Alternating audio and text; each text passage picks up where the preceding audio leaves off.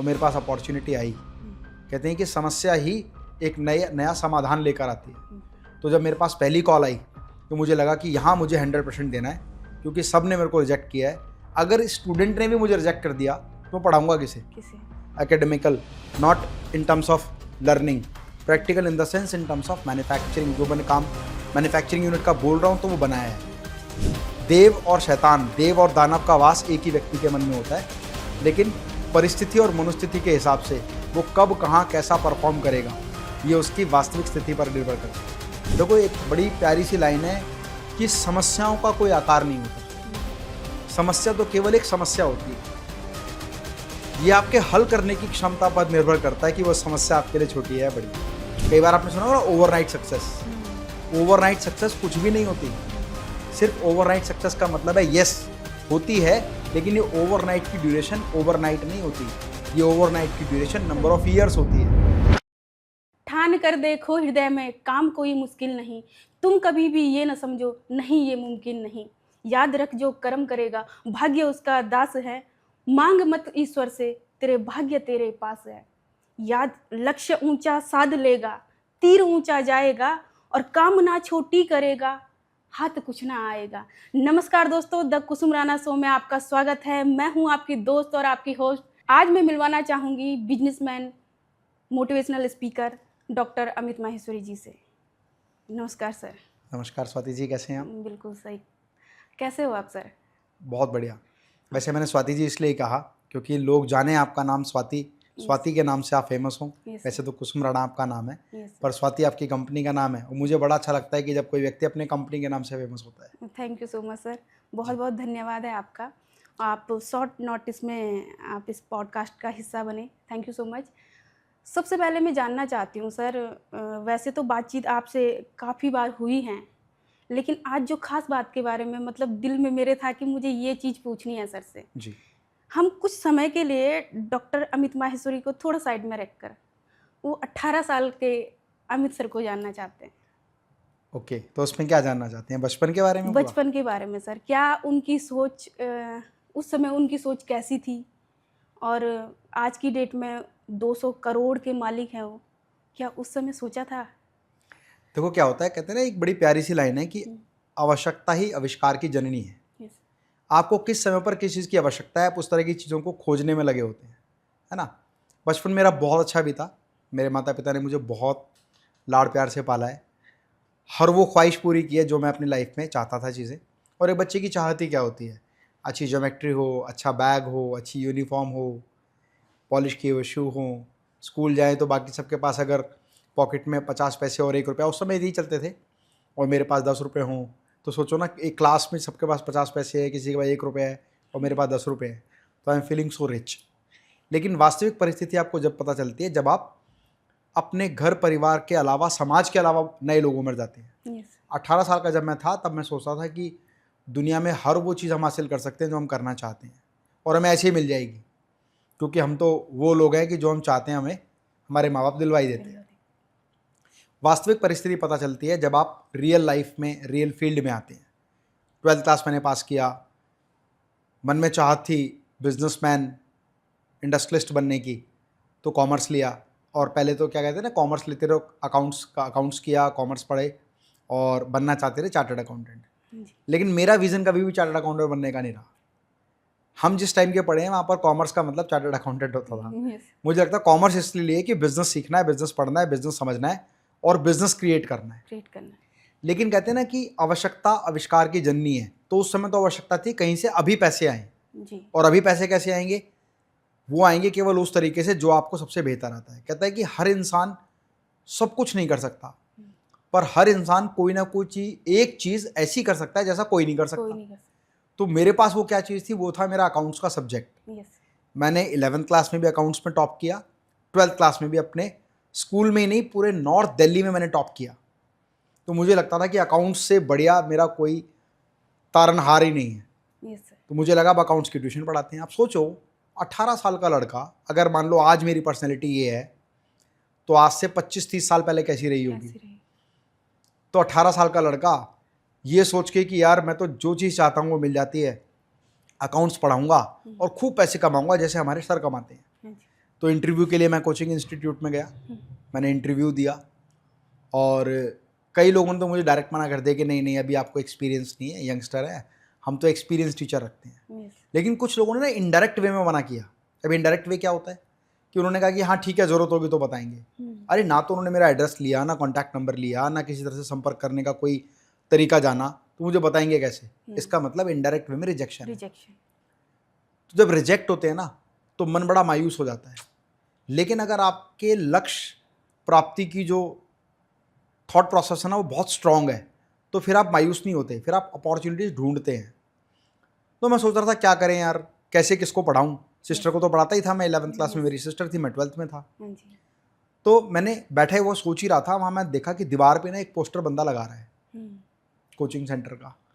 मैंने कहा ये कोचिंग सेंटर का पोस्टर लगा सकता है तो मैं ट्यूटर अवेलेबल का भी तो लगा सकता हूँ भाई, ट्यूशन टीचर अवेलेबल। मेरे मन में आ गया ट्यूशन टीचर अवेलेबल। अब पोस्टर वाले से पूछा क्या कि 2000 रुपये के छपेंगे। मैंने कहा यार इससे अच्छा तो मैं पेंट से लिखी ना, तो डायरेक्ट दीवार पर होता ना, हाथ से लिखी हुई वॉल पेंटिंग होती है। तो मैंने मेरे पास की सारी दीवारों पे लिख दिया ट्यूटर अवेलेबल फॉर अकाउंट। और मेरे पास अपॉर्चुनिटी आई। कहते हैं कि समस्या ही एक नया समाधान लेकर आती है। तो जब मेरे पास पहली कॉल आई तो मुझे लगा कि यहाँ मुझे 100% देना है, क्योंकि सब ने मेरे को रिजेक्ट किया है। अगर स्टूडेंट ने भी मुझे रिजेक्ट कर दिया तो मैं पढ़ाऊँगा किसे? तो मैं पढ़ाने के लिए गया होम ट्यूशन। वो लड़की की मदर थी वहाँ पर, उन्होंने मेरा इंटरव्यू लिया। कह रहे आप तो अभी बड़े यंग हैं, क्या करते हैं आप? मैंने कहा मैडम मैं बीकॉम फर्स्ट ईयर में पढ़ता हूँ। ओहो आप फर्स्ट ईयर में पढ़ते हैं, आपने अभी पढ़ाया नहीं है, आप कैसे पढ़ाएंगे? मैंने कहा मैडम मुझे ट्रायल क्लास लेने दो, अगर आपकी बेटी को पसंद आया तो ठीक है, नहीं तो कोई बात नहीं। उन्होंने कहा ठीक है। कहते हैं ना कि बॉयज़ में खासकर ऐसा होता है, अगर कोई यंग लड़का है उसको किसी दोस्त की मोटरसाइकिल मिल जाए ना तो वो इतनी तेज चलाएगा कि जो उसकी मैक्सिमम लिमिट है। तो वही मेरे साथ था। मैंने कहा भाई पहला स्टूडेंट मिला है, इतना पढ़ा दो कि रिजेक्ट ना कर सके। तो मैटर ऑफ चांस की एक क्लास में एक चैप्टर होता है, मैंने उसको लगभग 1.5 चैप्टर पढ़ा दिया और लड़की को समझ में भी आ गया। तो वो बड़ी खुश हुई कि मम्मी सर तो बहुत फास्ट भी हैं और उन्होंने मेरे को 1.5 चैप्टर कराया, इसका मतलब मैं अपनी क्लास में सबसे आगे निकल जाऊँगी। उन्होंने कहा भाई ठीक है, अच्छा लगा है तो भाई ठीक है, क्या फ़र्क पड़ता है यंगस्टर है या कौन है। उन्होंने मुझे फ़ीस दी। उस समय पर जो फीस होती थी 100 रुपये पर आवर, 1 घंटे के 100 रुपये, 1 महीने में 12 क्लास 1200 रुपये। उन्होंने मुझे 1200 रुपये दिए। मैंने डिसाइड कर लिया भैया रिजेक्शन से कुछ नहीं होता, रिजेक्शन रिजेक्शन रिजेक्शन रिजेक्शन के बाद सक्सेस आ जाती है। अगर मुझे एक स्टूडेंट 1200 रुपये दे सकता है तो मुझे ऐसे 10 स्टूडेंट ढूंढने हैं बस, मतलब मल्टीप्लिकेशन। तो मेरा काम था 7 से 8 बजे ट्यूशन पढ़ाना और 8 से 10 बजे वॉल पेंटिंग करना। मैं खुद लिख के आता था दीवारों पर। अरे बच्चा है, यंगस्टर है, क्या ईगो, क्या आत्मसम्मान पे ठेस। तो खुद ही एक दिन वो स्टूडेंट बोली कि सर ये आप बैग क्यों लेके आते हैं? मैंने कहा इसमें मेरी मार्केटिंग की किट होती है। और वो क्या था, एक पेंट का डब्बा और एक ब्रश। ट्यूशन से निकले, एक वो लिया अंगोछा, वो लपेटा सर पे ताकि ऐसा लगे कि मजदूर है, और दीवारों पे लिखना शुरू कर दिया। तो मेरे पास और कॉल्स आने लगी, होम ट्यूशंस बढ़ने लग गई। तो कहते हैं ना कि जो ज़रूरत के समय पे जो चीज़ मिल जाए ना वो सबसे बढ़िया चीज़ है ना। ज़रूरत निकल जाए फिर वो चीज़ मिले तो उसका कोई महत्व नहीं है। तो मेरे को तो यही पता था कि भैया पढ़ाते जाओ और पैसा कमाओ, पढ़ाओ और पैसा कमाओ, और अपने स्कूल की कॉलेज की फीस भरो और आगे बढ़ो। टर्निंग पॉइंट्स आते हैं लाइफ में। पहले ही साल मुझे समझ में आ गया कि भाई अगर होम ट्यूशन पढ़ाएगा ना तो जितने घंटे लिमिटेड है उतने ही घंटे पढ़ा सकता है। प्लस पहले ही साल में धूप, गर्मी, बारिश, ठंड सब कुछ आ गया। तो मैं समझ गया तो बहुत मुश्किल काम है यार जा के पढ़ाना। बच्चा तो घर में आराम से बैठा है, मास्टर जी को तो ठंड में जाना पड़ रहा है। मैंने डिसाइड किया अब मैं नहीं जाऊँगा, बच्चों को बुलाऊंगा, अपना खुद का इंस्टीट्यूट खोलूँगा। फर्स्ट ईयर का एग्ज़ाम दिया और स्टार्ट कर दिया अपना खुद का इंस्टीट्यूट अपने ही घर में, फर्स्ट फ्लोर पर, ज्ञान इंस्टीट्यूट। और जो पोस्टर पे ट्यूटर अवेलेबल लिखते थे काम वही किया, अब लिख दिया ज्ञान इंस्टीट्यूट और सब्जेक्ट्स। धीरे धीरे मेरे कोचिंग सेंटर में बच्चे आने लग गए, करते करते अच्छे बैच बन गए। और जब बैच बन गए और मेरा इंस्टीट्यूट सक्सेसफुली चलने लग गया तो मुझे उन लोगों ने इनवाइट किया जिन्होंने मुझे अपने इंस्टीट्यूट में रिजेक्ट किया था। लेकिन मैंने भी आत्मसम्मान को, ईगो को आगे ना लाके मैंने उनके इंस्टीट्यूट में जाके भी पढ़ाया।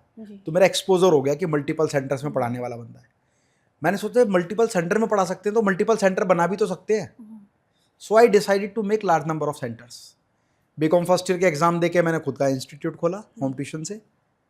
सेकेंड ईयर के एग्जाम देने के बाद मैंने अपनी ब्रांचेस बनाना शुरू किया, एक सेंटर मेरा, एक मेरी सिस्टर का।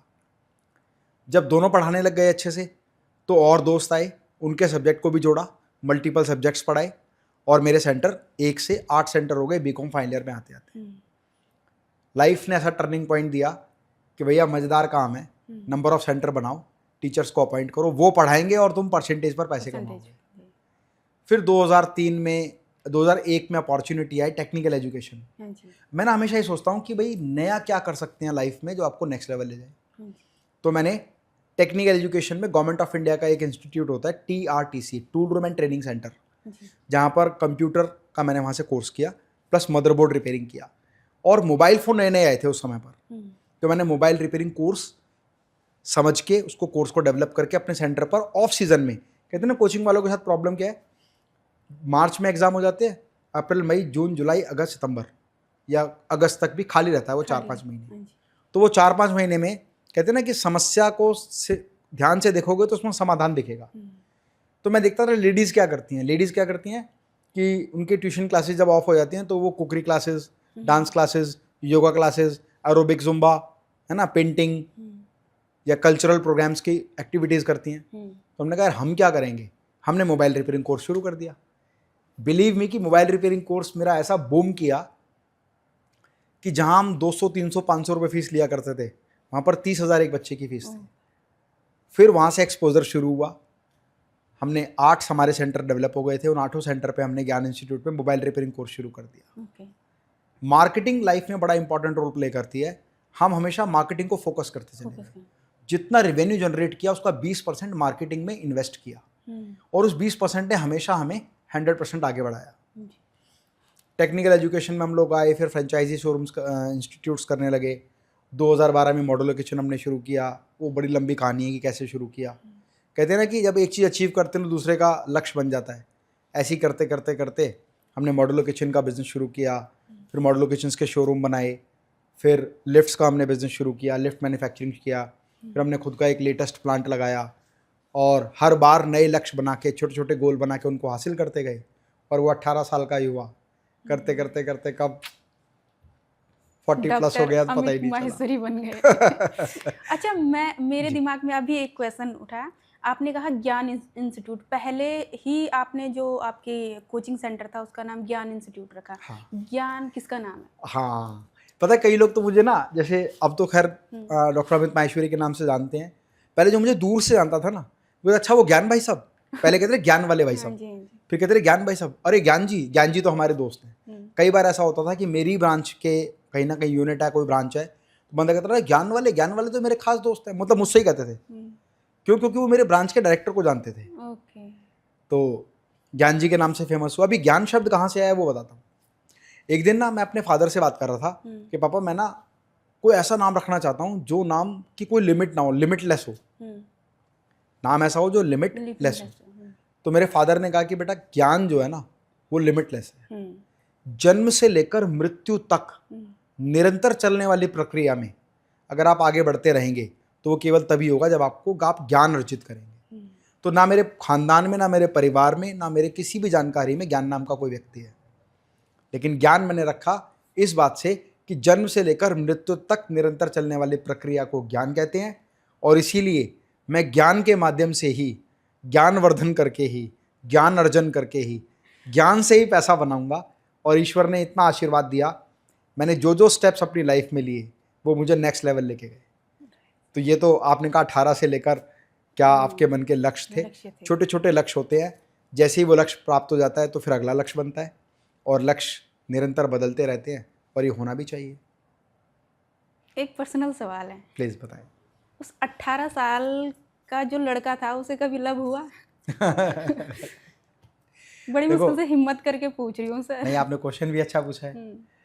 मानव प्रवृत्ति इस तरह की है कि प्रेम तो हर व्यक्ति को चाहिए, लेकिन सही समय पर, सही उम्र पर, सही व्यक्ति के साथ अगर प्रेम हो जाए तो आपका जीवन कामयाब हो जाता है। और सही समय पर, सही उम्र पर गलत व्यक्ति से प्रेम हो जाए तो आपका जीवन गलत मार्ग पर चला जाता है। ईश्वर की ऐसी अनुकंपा रही कि मेरा सही समय पर, सही उम्र में, सही व्यक्ति से लव हुआ, और वो लव परवान चढ़ता चला गया, और मैं जीवन में आगे बढ़ता चला गया। और वो लव है मेरा बिजनेस, मेरा प्रोफेशन, और मेरे विज़न, मेरे गोल्स, मेरे टारगेट्स। ओके, अच्छा, वही आपकी प्रेमिका है मतलब? वही मेरी प्रेम कहानी। ओके, चलिए सर, एक चीज़ और पूछना चाहती हूँ। इसके बाद तो हम बिजनेस पॉइंट ऑफ व्यू पे आ जाएंगे, लेकिन पर्सनल भी जानना चाहती हूँ, क्योंकि बताइए बहुत ना। सारे, अभी जब मैं आ रही थी इस शूट के लिए, तो मैंने किसी को कहा कि मैं सर का इंटरव्यू लूँगी, तो उन्होंने कहा कि बिजनेस के तो सारी चीज़ें आपके यूट्यूब में मिल जाते हैं, लेकिन पर्सनल उनके साथ में थोड़ा सा 2-4 क्वेश्चन जरूर करना। पूछिए ना, बिल्कुल हाँ पूछिए। जी, तो आपकी एक सुंदर सी मैसेज है। हाँ जी। आपकी शादी कब हुई? देखिए, कहते हैं ना, जीवन में कई लोगों को कई चीज़ें बहुत जल्दी मिल जाती हैं। हाँ जी। मेरी अर्ली एज पर मैरिज हुई थी, और उस समय मैं सेकंड ईयर में था, और मेरी वाइफ भी सेकंड ईयर में थी, मतलब होने वाली सो कॉल्ड जो वाइफ होती मेरी, वो भी सेकंड ईयर में थी। रिश्ता हमारे माँ बाप ने किया, ऐसा नहीं है कि लव मैरिज थी। आपने लव के बारे में पूछा, मैं इसलिए दोबारा यस सर। रिपीट कर रहा हूँ इस बात को। तो उनको रिश्ता पसंद आया। उस समय पर ना 1998-99 में इतनी नॉलेज नहीं हुआ करती थी। आज के बच्चे जितने एडवांस हैं, जितनी चीज़ों को जानते हैं, समझते हैं, जितना करियर को लेकर कॉन्शियस हैं, उतना उस समय नहीं होता था। तो माँ बाप की जो पसंद थी वो हमने शादी की। मैडम भी पढ़ रही थी, मैं भी पढ़ रहा था। वो अपनी पढ़ाई करती रही, मैं अपना पढ़ाई करता रहा। उन्होंने बीए किया, मैंने बीकॉम किया। उन्होंने बीएड किया, मैंने एमबीए किया। उन्होंने फर्दर एजुकेशन की, मैंने भी फर्दर एजुकेशन की। बच्चे हो गए, वो भी पढ़ते रहे। तो घर में, और कोचिंग इंस्टीट्यूट तो पढ़ाई का माहौल रहा, तो पढ़ने पढ़ते पढ़ाने तक वो सारा माहौल एक जैसा बना रहा। और करते करते करते अभी मैडम ने लॉ कंप्लीट किया है। Now she is advocate Ranjana Maheshwari. बेटी ने भी लॉ कंप्लीट किया है, शी इज़ एडवोकेट प्रगति माहेश्वरी। बेटा यूपीएससी की तैयारी कर रहा है, एक बेटी बीटेक इंजीनियरिंग कर रही है, और मैं भी अभी पढ़ ही रहा हूँ बिजनेस को लेकर। बहुत सारी चीज़ों को रोज़ पढ़ते हैं। तो ऐसा नहीं है कि मतलब कोई चीज़ आ जाएगी तो ऑब्स्टेकल हो जाएगा। आपके लक्ष्य क्लियर होने चाहिए, डिफाइंड गोल होने चाहिए, तो आप हासिल कर लेते हैं। ओके। और आपकी वाइफ शायद लाइफ काउंसलर लाइफ भी कोच है, and life motivational coach speaker भी हैं। ओके। और कई बार हमने आपके प्रोग्रामों में उन्हें होस्ट करते हुए देखा है। जी। जी जी। तो जरूर मैं फिर कभी कहते हैं ना, एक सफल व्यक्ति के पीछे एक सफल महिला का हाथ होता है, लेकिन एक सफल व्यक्तित्व के पीछे एक पूरे परिवार का हाथ होता है। और मेरी फैमिली में मेरी मदर, मेरे फादर, मेरे बच्चे, वाइफ, सब इतने कोऑपरेटिव हैं कि उनको सबको ऐसा लगेगा कि यार इनके एम्प्लॉयज़ कहाँ हैं, ये पूरा प्रोग्राम होस्ट कर रहे हैं तो सारे ही घर वाले लोग हैं। जब हमारे बिजनेस ऑर्गेनाइजेशन में कोई बिजनेस फैमिली आती है और हमारी फैमिली से मिलते हैं, उनको लगता है ये तो परिवार ही सारा काम धंधा करता है। तो ऐसा नहीं है, हर व्यक्ति अपने अपने प्रोफाइल में व्यस्त है। मैडम अपने प्रोफेशन में, बच्चे अपनी एजुकेशन में, स्टडी में, और अपने प्रोफेशन में जहाँ भी जो बेहतर कर रहे हैं सब। लेकिन जब हम इकट्ठा होते हैं तो अपनी एनर्जी का 100% देते हैं, और ऐसा लगता है कि किसी की किसी भी खुशी में और किसी भी गम या किसी भी समस्या में सभी एक दूसरे के साथ हैं। सर, मोटिवेशनल स्पीकर जी, आप, जब मैं आज कल गूगल कर रही थी, international motivational speaker doctor Amit Maheshwari ji, इनका सफ़र मोटिवेशनल स्पीकर बनने का कैसे, मतलब कब आपने ये दिमाग में क्लिक किया कि अब मुझे मोटिवेशनल लाइन में जाना है? अच्छा, मोटिवेशनल स्पीकर बनना है। Yes sir. देखिए, कोई ना, कई बार क्या होता है लाइफ में, बहुत सारी चीज़ें आप डिसाइड करके करते हैं कि मुझे ये करना है ना। जैसे आपको मूवी देखने जाना है तो आप डिसाइड करके जाएंगे कि मुझे मूवी देखने जाना है। ऐसा नहीं होगा कि आप उठे तो अरे मैं तो थिएटर में आ गया। लेकिन मेरी लाइफ में यही हुआ कि मैं उठा तो थिएटर में आ गया। पता कैसे? हम लोग कोचिंग क्लासेस में बैच बनाने के लिए स्टूडेंट्स को ढूंढते थे, कहाँ मिलेंगे वो, किसी ऑर्गेनाइजेशन में, किसी दूसरे इंस्टीट्यूट में, स्कूल्स में, कॉलेजेस में। तो हम वहाँ जाके सेमिनार करते थे। मैं देखो, मुझे नहीं पता था कि मैं प्रोफेशनल मोटिवेशनल स्पीकर बन जाऊँगा, लेकिन उन स्टूडेंट्स को मोटिवेट करके अपने सेंटर पे ट्रायल क्लास में बुलाना और बढ़िया सी ट्रायल क्लास देकर उनका एडमिशन लेना, ये हमारा उद्देश्य था। तो सबसे पहले स्टूडेंट्स को मोटिवेट करते करते और उनका एडमिशन लेने के लिए हम उनको कन्विंस करते थे। फिर वो वहाँ से मोटिवेट होकर हमारे सेंटर पे आते थे और सेंटर पे ट्रायल क्लास में सेटिस्फाई होने के बाद एडमिशन लेते थे। धीरे धीरे करके जब मेरा ये सेगमेंट अच्छे से चलने लगा और मैंने अपने सेंटर्स के सेंटर डेवलप करना शुरू कर दिया, फ्रेंचाइजी सेंटर बनाए हमने कई सारे, तो मुझे हमेशा ये लगता था कि मुझे मेरे दोस्तों को बताने की ज़रूरत है जो आज एज ए टीचर पढ़ा रहे हैं, उनको भी तो मेरी तरह नंबर ऑफ सेंटर डेवलप करने चाहिए। तो मैंने उनको बताना शुरू किया कि भाई मैं आपको मोटिवेट करना चाहता हूँ कि कैसे आप अपने बिजनेस को या अपने प्रोफेशन को डेवलप करें। एक सेंटर के 8 सेंटर बनाए, मैंने कभी 10 नहीं बोले क्योंकि मेरे ही 8 थे। मैंने एक नियम बनाया अपने जीवन का, मैं केवल और केवल उस विषय पर बात करूंगा जिसका प्रैक्टिकल मैंने लाइफ में इंप्लीमेंट किया हो। मेरे आज भी हाथ कांपते हैं उन विषय पर बोलने में जिसका मैंने प्रैक्टिकल ना किया हो। थियोरेटिकल पढ़ने के बाद कोई कुछ भी बोल सकता है। एक स्पीकर की खासियत क्या है, उसको कोई भी कंटेंट दे दो, वो उसको स्टडी करेगा, उसके नोट्स बनाएगा और बोल देगा स्टेज पे। लेकिन मैं ऐसे किसी भी विषय पर नहीं बोलता इसका मैंने प्रैक्टिकल ना किया हो, ताकि सामने वाला व्यक्ति ये पूछ सके कि आपने कब किया और कौन सा साल में किया। तो मैंने अपने दोस्तों को सिखाना शुरू किया कि अपने बिजनेस को फ्रेंचाइजी कैसे करें, उनके सेंटर कैसे डेवलप करें, मल्टीपल ब्रांचेस कैसे बनाएं। फिर धीरे धीरे क्या हुआ कि मुझे बिजनेस ऑर्गेनाइजेशन से इन्वाइट करने लगी कि आप हमारे ऑर्गेनाइजेशन में आओ और इन सभी लोगों को बताओ कि अपने बिजनेस में फ्रेंचाइजी मॉडल कैसे बनाएं या डीलरशिप मॉडल कैसे बनाएं। लेकिन मैंने कभी डीलरशिप के बारे में नहीं बताया, क्योंकि मेरा कोई बिजनेस नहीं था, मेरा इंस्टीट्यूट था, इसकी फ्रेंचाइजी कर सकते हैं। मैंने कहा नहीं, फ्रेंचाइजी कैसे करते हैं ये बताऊंगा। फिर जब मैंने मॉडुलर किचन का बिजनेस किया तो मैंने लोगों को सिखाना शुरू किया कि अपने बिजनेस में डीलर्स कैसे बनाते हैं, डिस्ट्रीब्यूटर कैसे बनाते हैं। जब मैं बना चुका था, जब मैंने एक्सपोर्ट करना शुरू किया तो लोगों को बताना शुरू किया कि दीज आर द स्टेप्स जिनको फॉलो करके आप एक्सपोर्टर बन सकते हैं।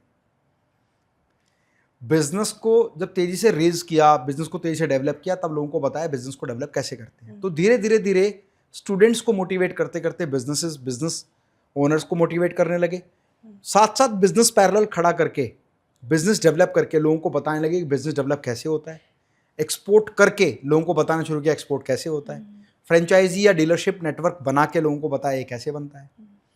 और फिजिकल ट्रांसफॉर्मेशन करने के बाद लोगों को बताया कि खुद को स्वस्थ कैसे रखते हैं। तो मुझे ये लगता है कि जो जो करते जाओ ना, उतना ही बोलो जितना सामने वाला व्यक्ति ये समझ ले कि जो ये बोल रहा है वो उसने किया है। आपकी बात में ऑथेंटिसिटी है। मतलब एक स्पीकर बनने के लिए आपको किसी भी विषय में, किसी भी एक विषय में बहुत ज़्यादा नॉलेज और डीप नॉलेज जरूरी है। जी, पर मेरा ये मानना है डीप नॉलेज के साथ साथ अगर आप उसका प्रैक्टिकल कर लेंगे, सपोज आप किसी को बोलते हैं कि जी बॉडी बिल्डिंग करनी है, तो you should be a body builder, और at least you should do the course of body building, और उसके बाद आपने कहीं ना कहीं उस पर काम किया हो। तो हमेशा सभी स्पीकर्स को भी मैं ये बात कहता हूँ कि भाई उस विषय पर बात करो जिसका आपने प्रैक्टिकल किया है। मैं अपनी ज़िंदगी में आज भी और भविष्य में भी किसी ऐसे विषय पर बात ही नहीं करूँगा इसका मैंने प्रैक्टिकल नहीं किया। Practical in the sense not theoretical, not academical, not in terms of learning, practical in the sense in terms of manufacturing. जो मैंने काम मैन्युफैक्चरिंग यूनिट का बोल रहा हूँ तो वो बनाया है। ये मेटाज ओवरसीज लिमिटेड, यस लिमिटेड, ये है क्या? इसको मतलब नाम तो हमने सुना है, पढ़ा भी है, लेकिन एक्चुअल में आपसे सुनना चाहती हूँ। मेटास ओवरसीज लिमिटेड एक पब्लिक लिमिटेड कंपनी है, और हमारा सबसे पहला जो मेटास ओवरसीज लिमिटेड में है वो हम स्टेनलेस स्टील मॉड्यूलर किचन की मैन्युफैक्चरिंग करते हैं।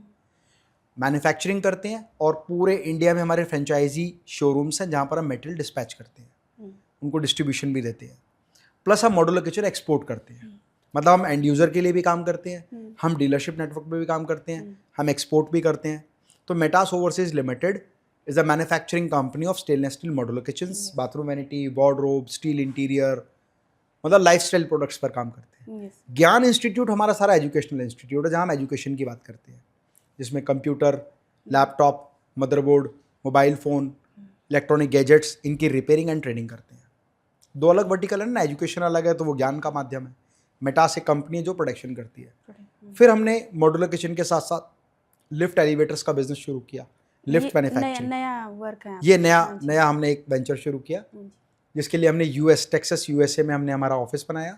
वहाँ से इंजीनियर्स को हायर किया, डेवलपर्स को हायर किया जो नए नए इनोवेशंस करते हैं, और लिफ्ट में नई टेक्नोलॉजी इंट्रोड्यूस करके इंडिया में उसे लॉन्च किया, जिसको चलाने वाली कंपनी मेटास ओवरसीज लिमिटेड है।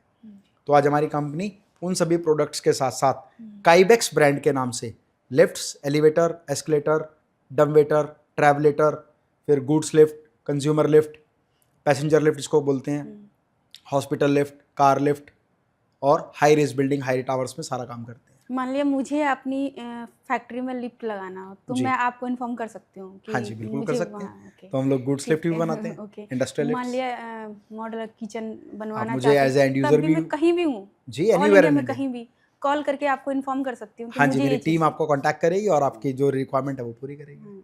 ओके। एंड मतलब ये तो नहीं है कि आप एक स्टैंडर्ड मेंटेन किया हो आपने, क्या आपने नहीं, वो क्या होता है, एक प्रोडक्ट का एक टिकट प्राइस है, उसी टिकट प्राइस के क्लाइंट्स के साथ डील करते हैं जी। हर एक व्यक्ति का एक अलग बजट होता है, उस बजट के हिसाब से प्रोडक्ट डेवलप करते हैं। ओके। तो नेक्स्ट क्वेश्चन है मेरा, आजकल बहुत लोग लीडरशिप पे बात करते हैं जी, राइट, और बहुत सारे लोग ये जो शूट देखेंगे, ये पॉडकास्ट देखेंगे, जी तो अधिकतर जो आगे बढ़ रहे हो आजकल जनरेशन में जो ग्रोथ करते हैं वो लीडरशिप में ही काम करते हैं और उन्हीं के बारे में जानना चाहते हैं। जी। तो सर लीडरशिप है क्या? देखिए, लीडरशिप एक स्किल है हाँ जी। To motivate people, hmm, to train people, to get output from the people. लोगों को प्रेरित करके, उनका मार्गदर्शन करके, उनका नेतृत्व करके उन लोगों को उस काम के लिए तैयार करना जो लक्ष्य आपके सबके मिला के सामूहिक लक्ष्य है। सामूहिक लक्ष्यों की प्राप्ति के लिए लोगों को तैयार करना और एक समूह बनाकर खड़े हो जाना, वही लीडरशिप है। कुछ लोग कहते हैं लीडरशिप का मतलब क्या है, ये पॉलिटिकल लीडर नहीं। Every person is a leader, either is a good leader और बैड लीडर। हर व्यक्ति के अंदर लीडरशिप है। ऐसा कोई व्यक्ति नहीं हो सकता इस सृष्टि में जिसके पास लीडरशिप ना हो। बस अंतर ये है कि आपके पास या तो गुड लीडरशिप है या बैड लीडरशिप है। अगर गुड लीडरशिप है तो आपका जो सर्कल है वो अच्छे लोगों का है। बैड लीडरशिप है तो आपका सर्कल जो है वो गलत लोगों का है, आप गलत संगति में एक तरह से। तो लीडरशिप स्किल सबके अंदर है। कोई उसको पॉलिटिक्स में लगा रहा है, कोई उसको प्रोफेशन में लगा रहा है, कोई उसको बिजनेस में लगा रहा है, कोई उसको पर्सनल लाइफ में लगा रहा है ना। तो लीडरशिप हर व्यक्ति के अंदर है। उसका सदुपयोग करना, उसका बेहतर प्रयोग करते हुए अपने आप को आगे बढ़ना, समाज को आगे बढ़ाना और अपने साथियों को जिनके साथ आप लीडरशिप कर रहे हैं उनको आगे लेके जाना। नेक्स्ट लीडर पैदा करना भी एक लीडरशिप है। हाँ जी। आपके मन में कुछ ना कुछ ऐसी चीज़ें निकल के आती है जो क्विकली हो जाता है वो चीज़ें। अच्छा, एक चीज़ और है, आप जैसे मोटिवेशनल स्पीकर हो जी, क्या कभी मोटिवेशनल स्पीकर भी डिमोटिवेट होते हैं? हाँ बिल्कुल होते हैं जी। देखिए क्या होता है, परिस्थिति और मनोस्थिति हमेशा एक जैसी नहीं होती। कई बार क्या होता है कि आप जो लक्ष्य हासिल करना चाहते हैं वो आपसे हासिल नहीं हो पा रहे हैं किसी भी कारणवश। हो सकता है कि आपका लक्ष्य है कि यार मैं खूब दौड़ लगाना चाहता हूँ लेकिन इस समय बारिश हो रही है, तो ये मनोस्थिति तो है मुझे दौड़ लगानी है, पर परिस्थिति कहती है कि यहाँ निकल ही नहीं सकते, है ना। तो मनोस्थिति और परिस्थिति जब एक समान हो जाती है ना तब आपके लक्ष्य हासिल होते हैं। लेकिन जब ऐसा नहीं होता तो डिमोटिवेशन होता है। इस सृष्टि में यदि कोई व्यक्ति ये कहता है कि मैं डिमोटिवेट नहीं होता तो समझ लीजिए वो झूठ बोल रहा है। सच बात यह है कि हर व्यक्ति की जो मानसिकता का स्तर है वो कभी तो बहुत ऊंचा होता है, कभी मिड होता है, कभी लो होता है। सिर्फ व्यक्ति सकारात्मक है या नकारात्मक वो इस बात पर निर्भर करता है कि उन दोनों में से ज़्यादा हावी उसके ऊपर क्या रहता है। अगर आपके ऊपर सकारात्मकता ज़्यादा हावी रहती है तो आप एक सकारात्मक व्यक्ति हैं। कहते हैं कि हर व्यक्ति के अंदर एक शैतान है और हर व्यक्ति के अंदर एक देवता है। देव और शैतान, देव और दानव का वास एक ही व्यक्ति के मन में होता है, लेकिन परिस्थिति और मनोस्थिति के हिसाब से वो कब कहाँ कैसा परफॉर्म करेगा ये उसकी वास्तविक स्थिति पर निर्भर करता है। बस किसी किसी व्यक्ति के अंदर देव गुण ज़्यादा है और शैतान गुण कम है तो उसको देव प्रवृत्ति का व्यक्ति कहा जाएगा। लेकिन किसी व्यक्ति के अंदर दानव प्रवृत्ति ज़्यादा है और देव प्रवृत्ति कम है तो उसको दानव प्रवृत्ति का व्यक्ति कहलाएगा। और कोई व्यक्ति होता है न्यूट्रल, के समय और परिस्थिति के अनुसार वो अपना वेश बदल लेता है, क्योंकि जो लोग शराब के ठेके पर खड़े मिलते हैं वही लोग सुबह सुबह मंदिर में प्रार्थना करते हुए भी मिलते हैं। केवल स्थान बदल जाता है, इसीलिए उस व्यक्ति को देखने का नजरिया बदल जाता है। शराब के ठेके के बाहर खड़े हुए लोग ये कहा जाता है कि अच्छे लोग नहीं है, ये बेकार लोग हैं। लेकिन वही लोग जब शराब नहीं पीते जिस दिन और वो मंदिर में खड़े होते हैं तब कहते हैं कि अच्छे लोगों का समूह है। तो स्थान और परिस्थिति के हिसाब से देखने वाले की दृष्टि भी बदल जाती है। एक पिक्चर देखी थी मैंने कल शाम को कि एक मर्सिडीज कूड़े के ढेर के साइड में खड़ी है और उसमें धूल जमा हुआ है, बिल्कुल बेकार खटारा लग रही है। कहते हैं कि जहाँ आप खड़े होते हो ना वो जगह डिसाइड करती है कि आपकी वैल्यू क्या है। या लोगों की मानसिकता भी होती है ना। सपोज एक बहुत संत महात्मा समृद्ध व्यक्ति साधारण कपड़ों पहनकर, साधारण कपड़ों में सिर्फ पता पूछने के लिए किसी शराब के ठेके वाले के पास गया कि वैसे भी ये पता कहाँ मिलेगा, लेकिन आपने उस समय उस परिस्थिति में उस व्यक्ति को देख लिया तो आपकी मनोस्थिति तैयार हो गई कि संत महात्मा होते हुए शराब के ठेके पर खड़ा है। आपको तो नहीं पता वो एड्रेस पूछ रहा था और कोई दुकान खुली नहीं थी। बिल्कुल। तो दूसरे व्यक्ति के प्रति जो हमारी मानसिकता है वो भी डिपेंड करता है कि हम कैसे उस व्यक्ति के बारे में सोच रहे हैं और हमने किस परिस्थिति में उसको देखा है। नेगेटिव जब व्यक्ति होता है, मान लिया कभी कोई किसी बिजनेस को स्टार्ट किया है उसने और वो हताश हो जाता है किन्हीं कारणों से, आर्थिक प्रॉब्लम के कारण या उनकी मानसिक कमी के कारण, किसी भी तरीके से जब वो हताश हो जाता है उस टाइम से उस नेगेटिविटी से कैसे आप अपने आप को। ये बहुत अच्छी बात है क्योंकि जीवन में परिस्थितियां सारी आती हैं और नेगेटिविटी से हताश जब हो जाते हैं जब हमें कोई समाधान नहीं मिल रहा होता, जी। है ना। देखो एक बड़ी प्यारी सी लाइन है कि समस्याओं का कोई आकार नहीं होता, समस्या तो केवल एक समस्या होती है। ये आपके हल करने की क्षमता पर निर्भर करता है कि वो समस्या आपके लिए छोटी है या बड़ी। यदि आप उस समस्या का समाधान कर सकते हैं तो वो आपके लिए छोटी है, यदि नहीं कर सकते वो बड़ी है।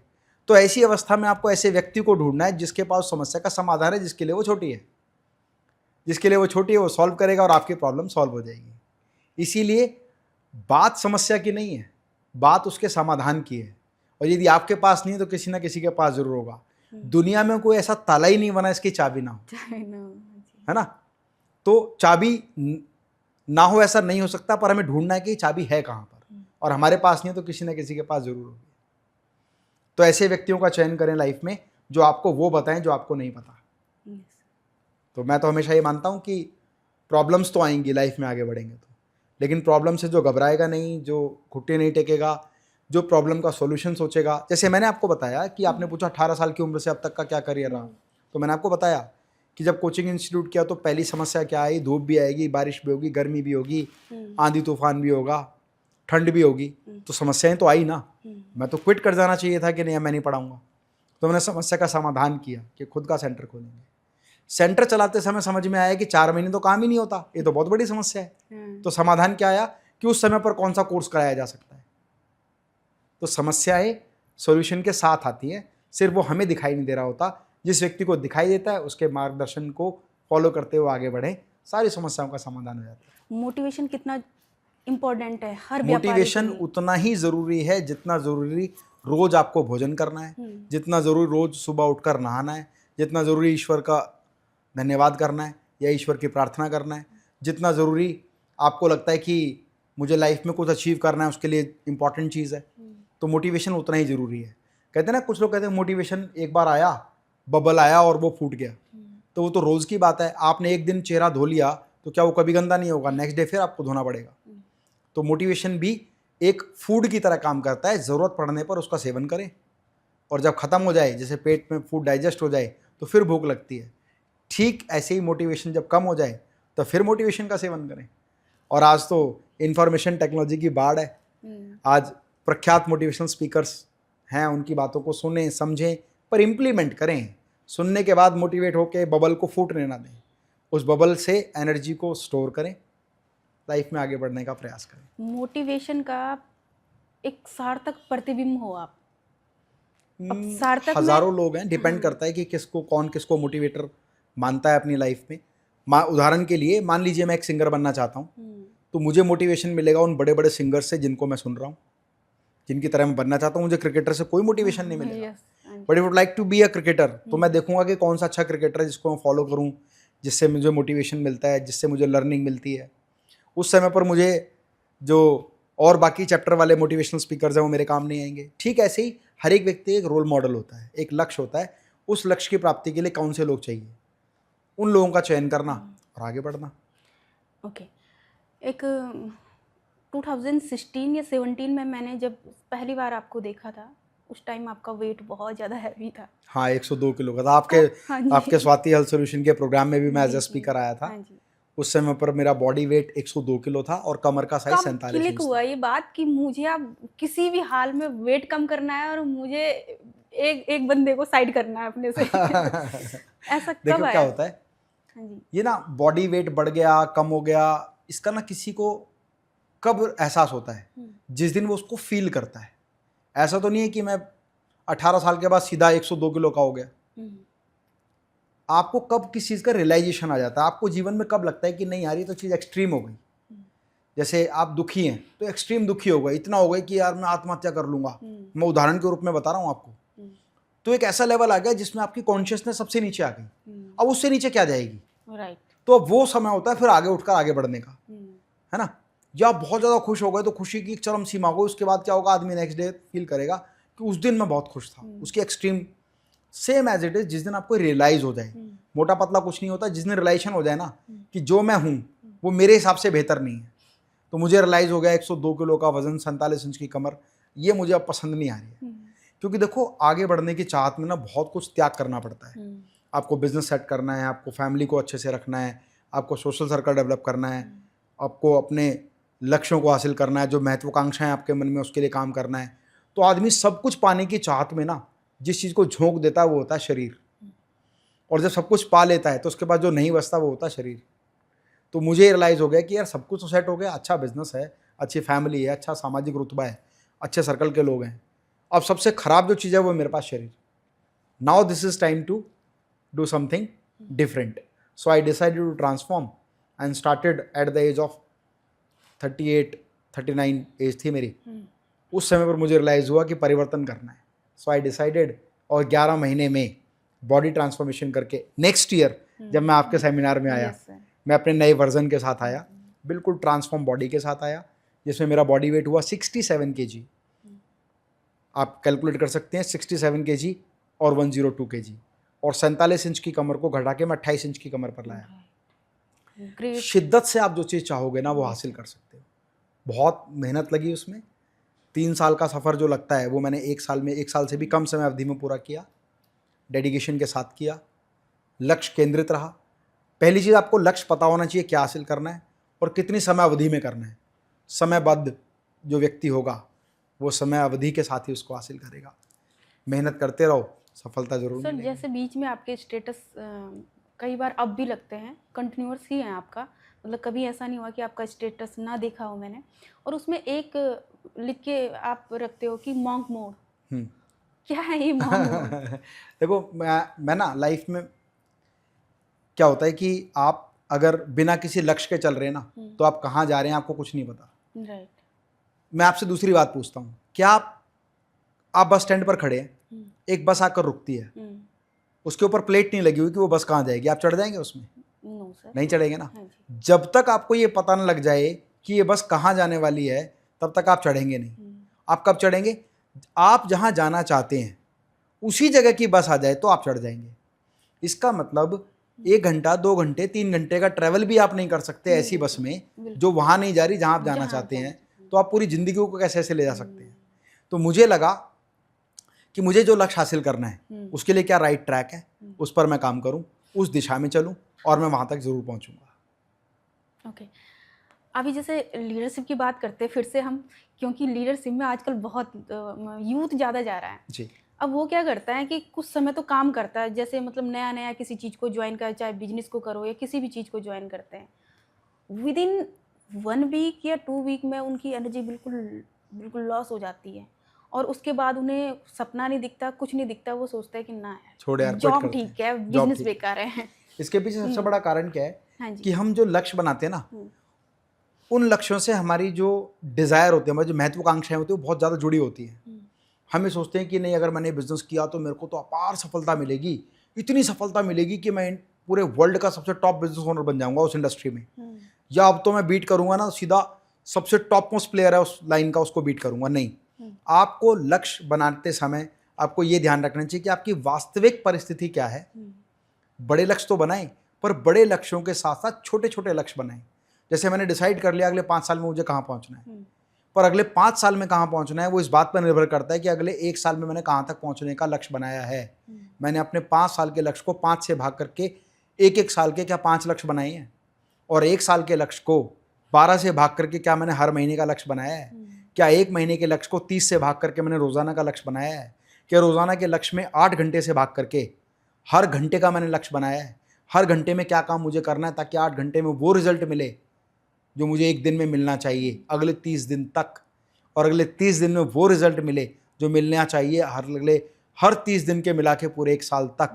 पूरे 1 साल में मेरे 5 भाग का लक्ष्य हासिल करने के लिए उतना रिजल्ट मिला या नहीं, तो क्या एफर्ट मुझे बदलने हैं, क्या ताकत मुझे लगानी है, और अपनी स्ट्रैटेजी में क्या परिवर्तन करना है, और वो मोटिवेशन बरकरार रहे उसके लिए मुझे क्या मेहनत करनी है, क्या कंटेंट पढ़ना है, किस तरह के लोगों से मिलना है, किस तरह के लोगों से अपने विचार साझा करने हैं, उनसे चीज़ों को समझ के कैसे इम्प्लीमेंट करना है, और किस तरीके से मुझे मोटिवेटेड रहना है ताकि उस 5 साल के लक्ष्य को मैं रोज़ाना के लक्ष्य को बीट करते करते करते करते वहाँ तक पहुँचूँ।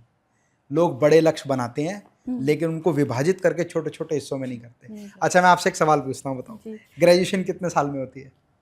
3 years।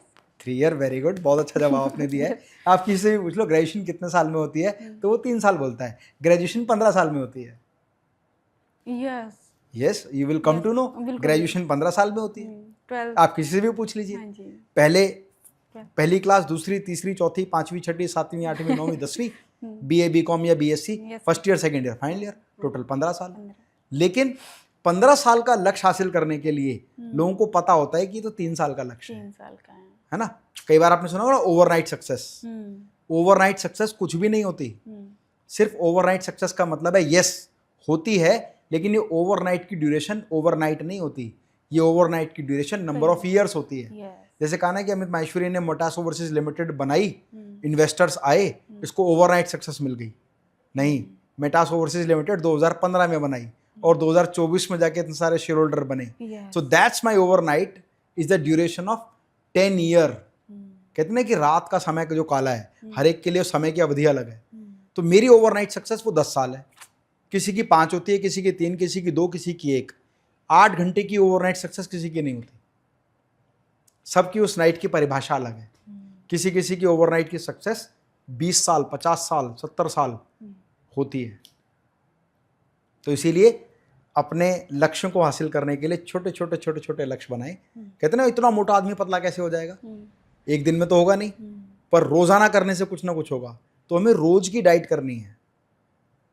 और सुबह का क्या डाइट प्लान क्या होता है आपका? डाइट प्लान का आप बहुत अच्छा, ज्यादा डाइट प्लान status में क्वेश्चन आते हैं। देखो, हर बार ना लक्ष्य अलग होता है, पर मुझे पता नहीं चलता है उस डोंगे में क्या रखा है हाँ, आपने। हर बार ना डाइट प्लान अलग होता है। हाँ जी। डिपेंड करता है कि हम अपनी बॉडी के साथ क्या करना चाहते हैं। यस।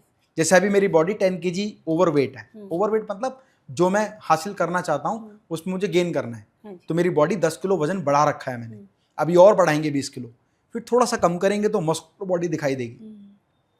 तो हर बार लक्ष्य अलग होता है। जब आपका लक्ष्य लीन होना है तो डिफरेंट डाइट है, आपका लक्ष्य एनर्जेटिक होना है तो डिफरेंट डाइट है, आपका लक्ष्य है मस्कुलर बॉडी करना तो अलग डाइट है।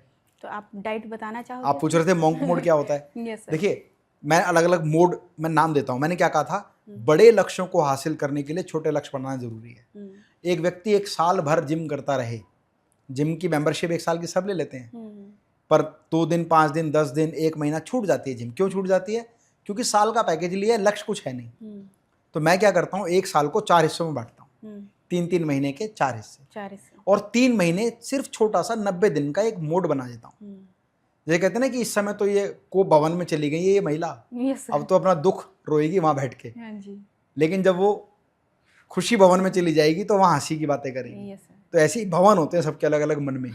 तो मैं 3 महीने का एक भवन बनाता हूँ। जैसे मैंने बनाया मॉन्क मोड। मॉन्क मतलब संत, संत का मतलब है लगातार तपस्या करना।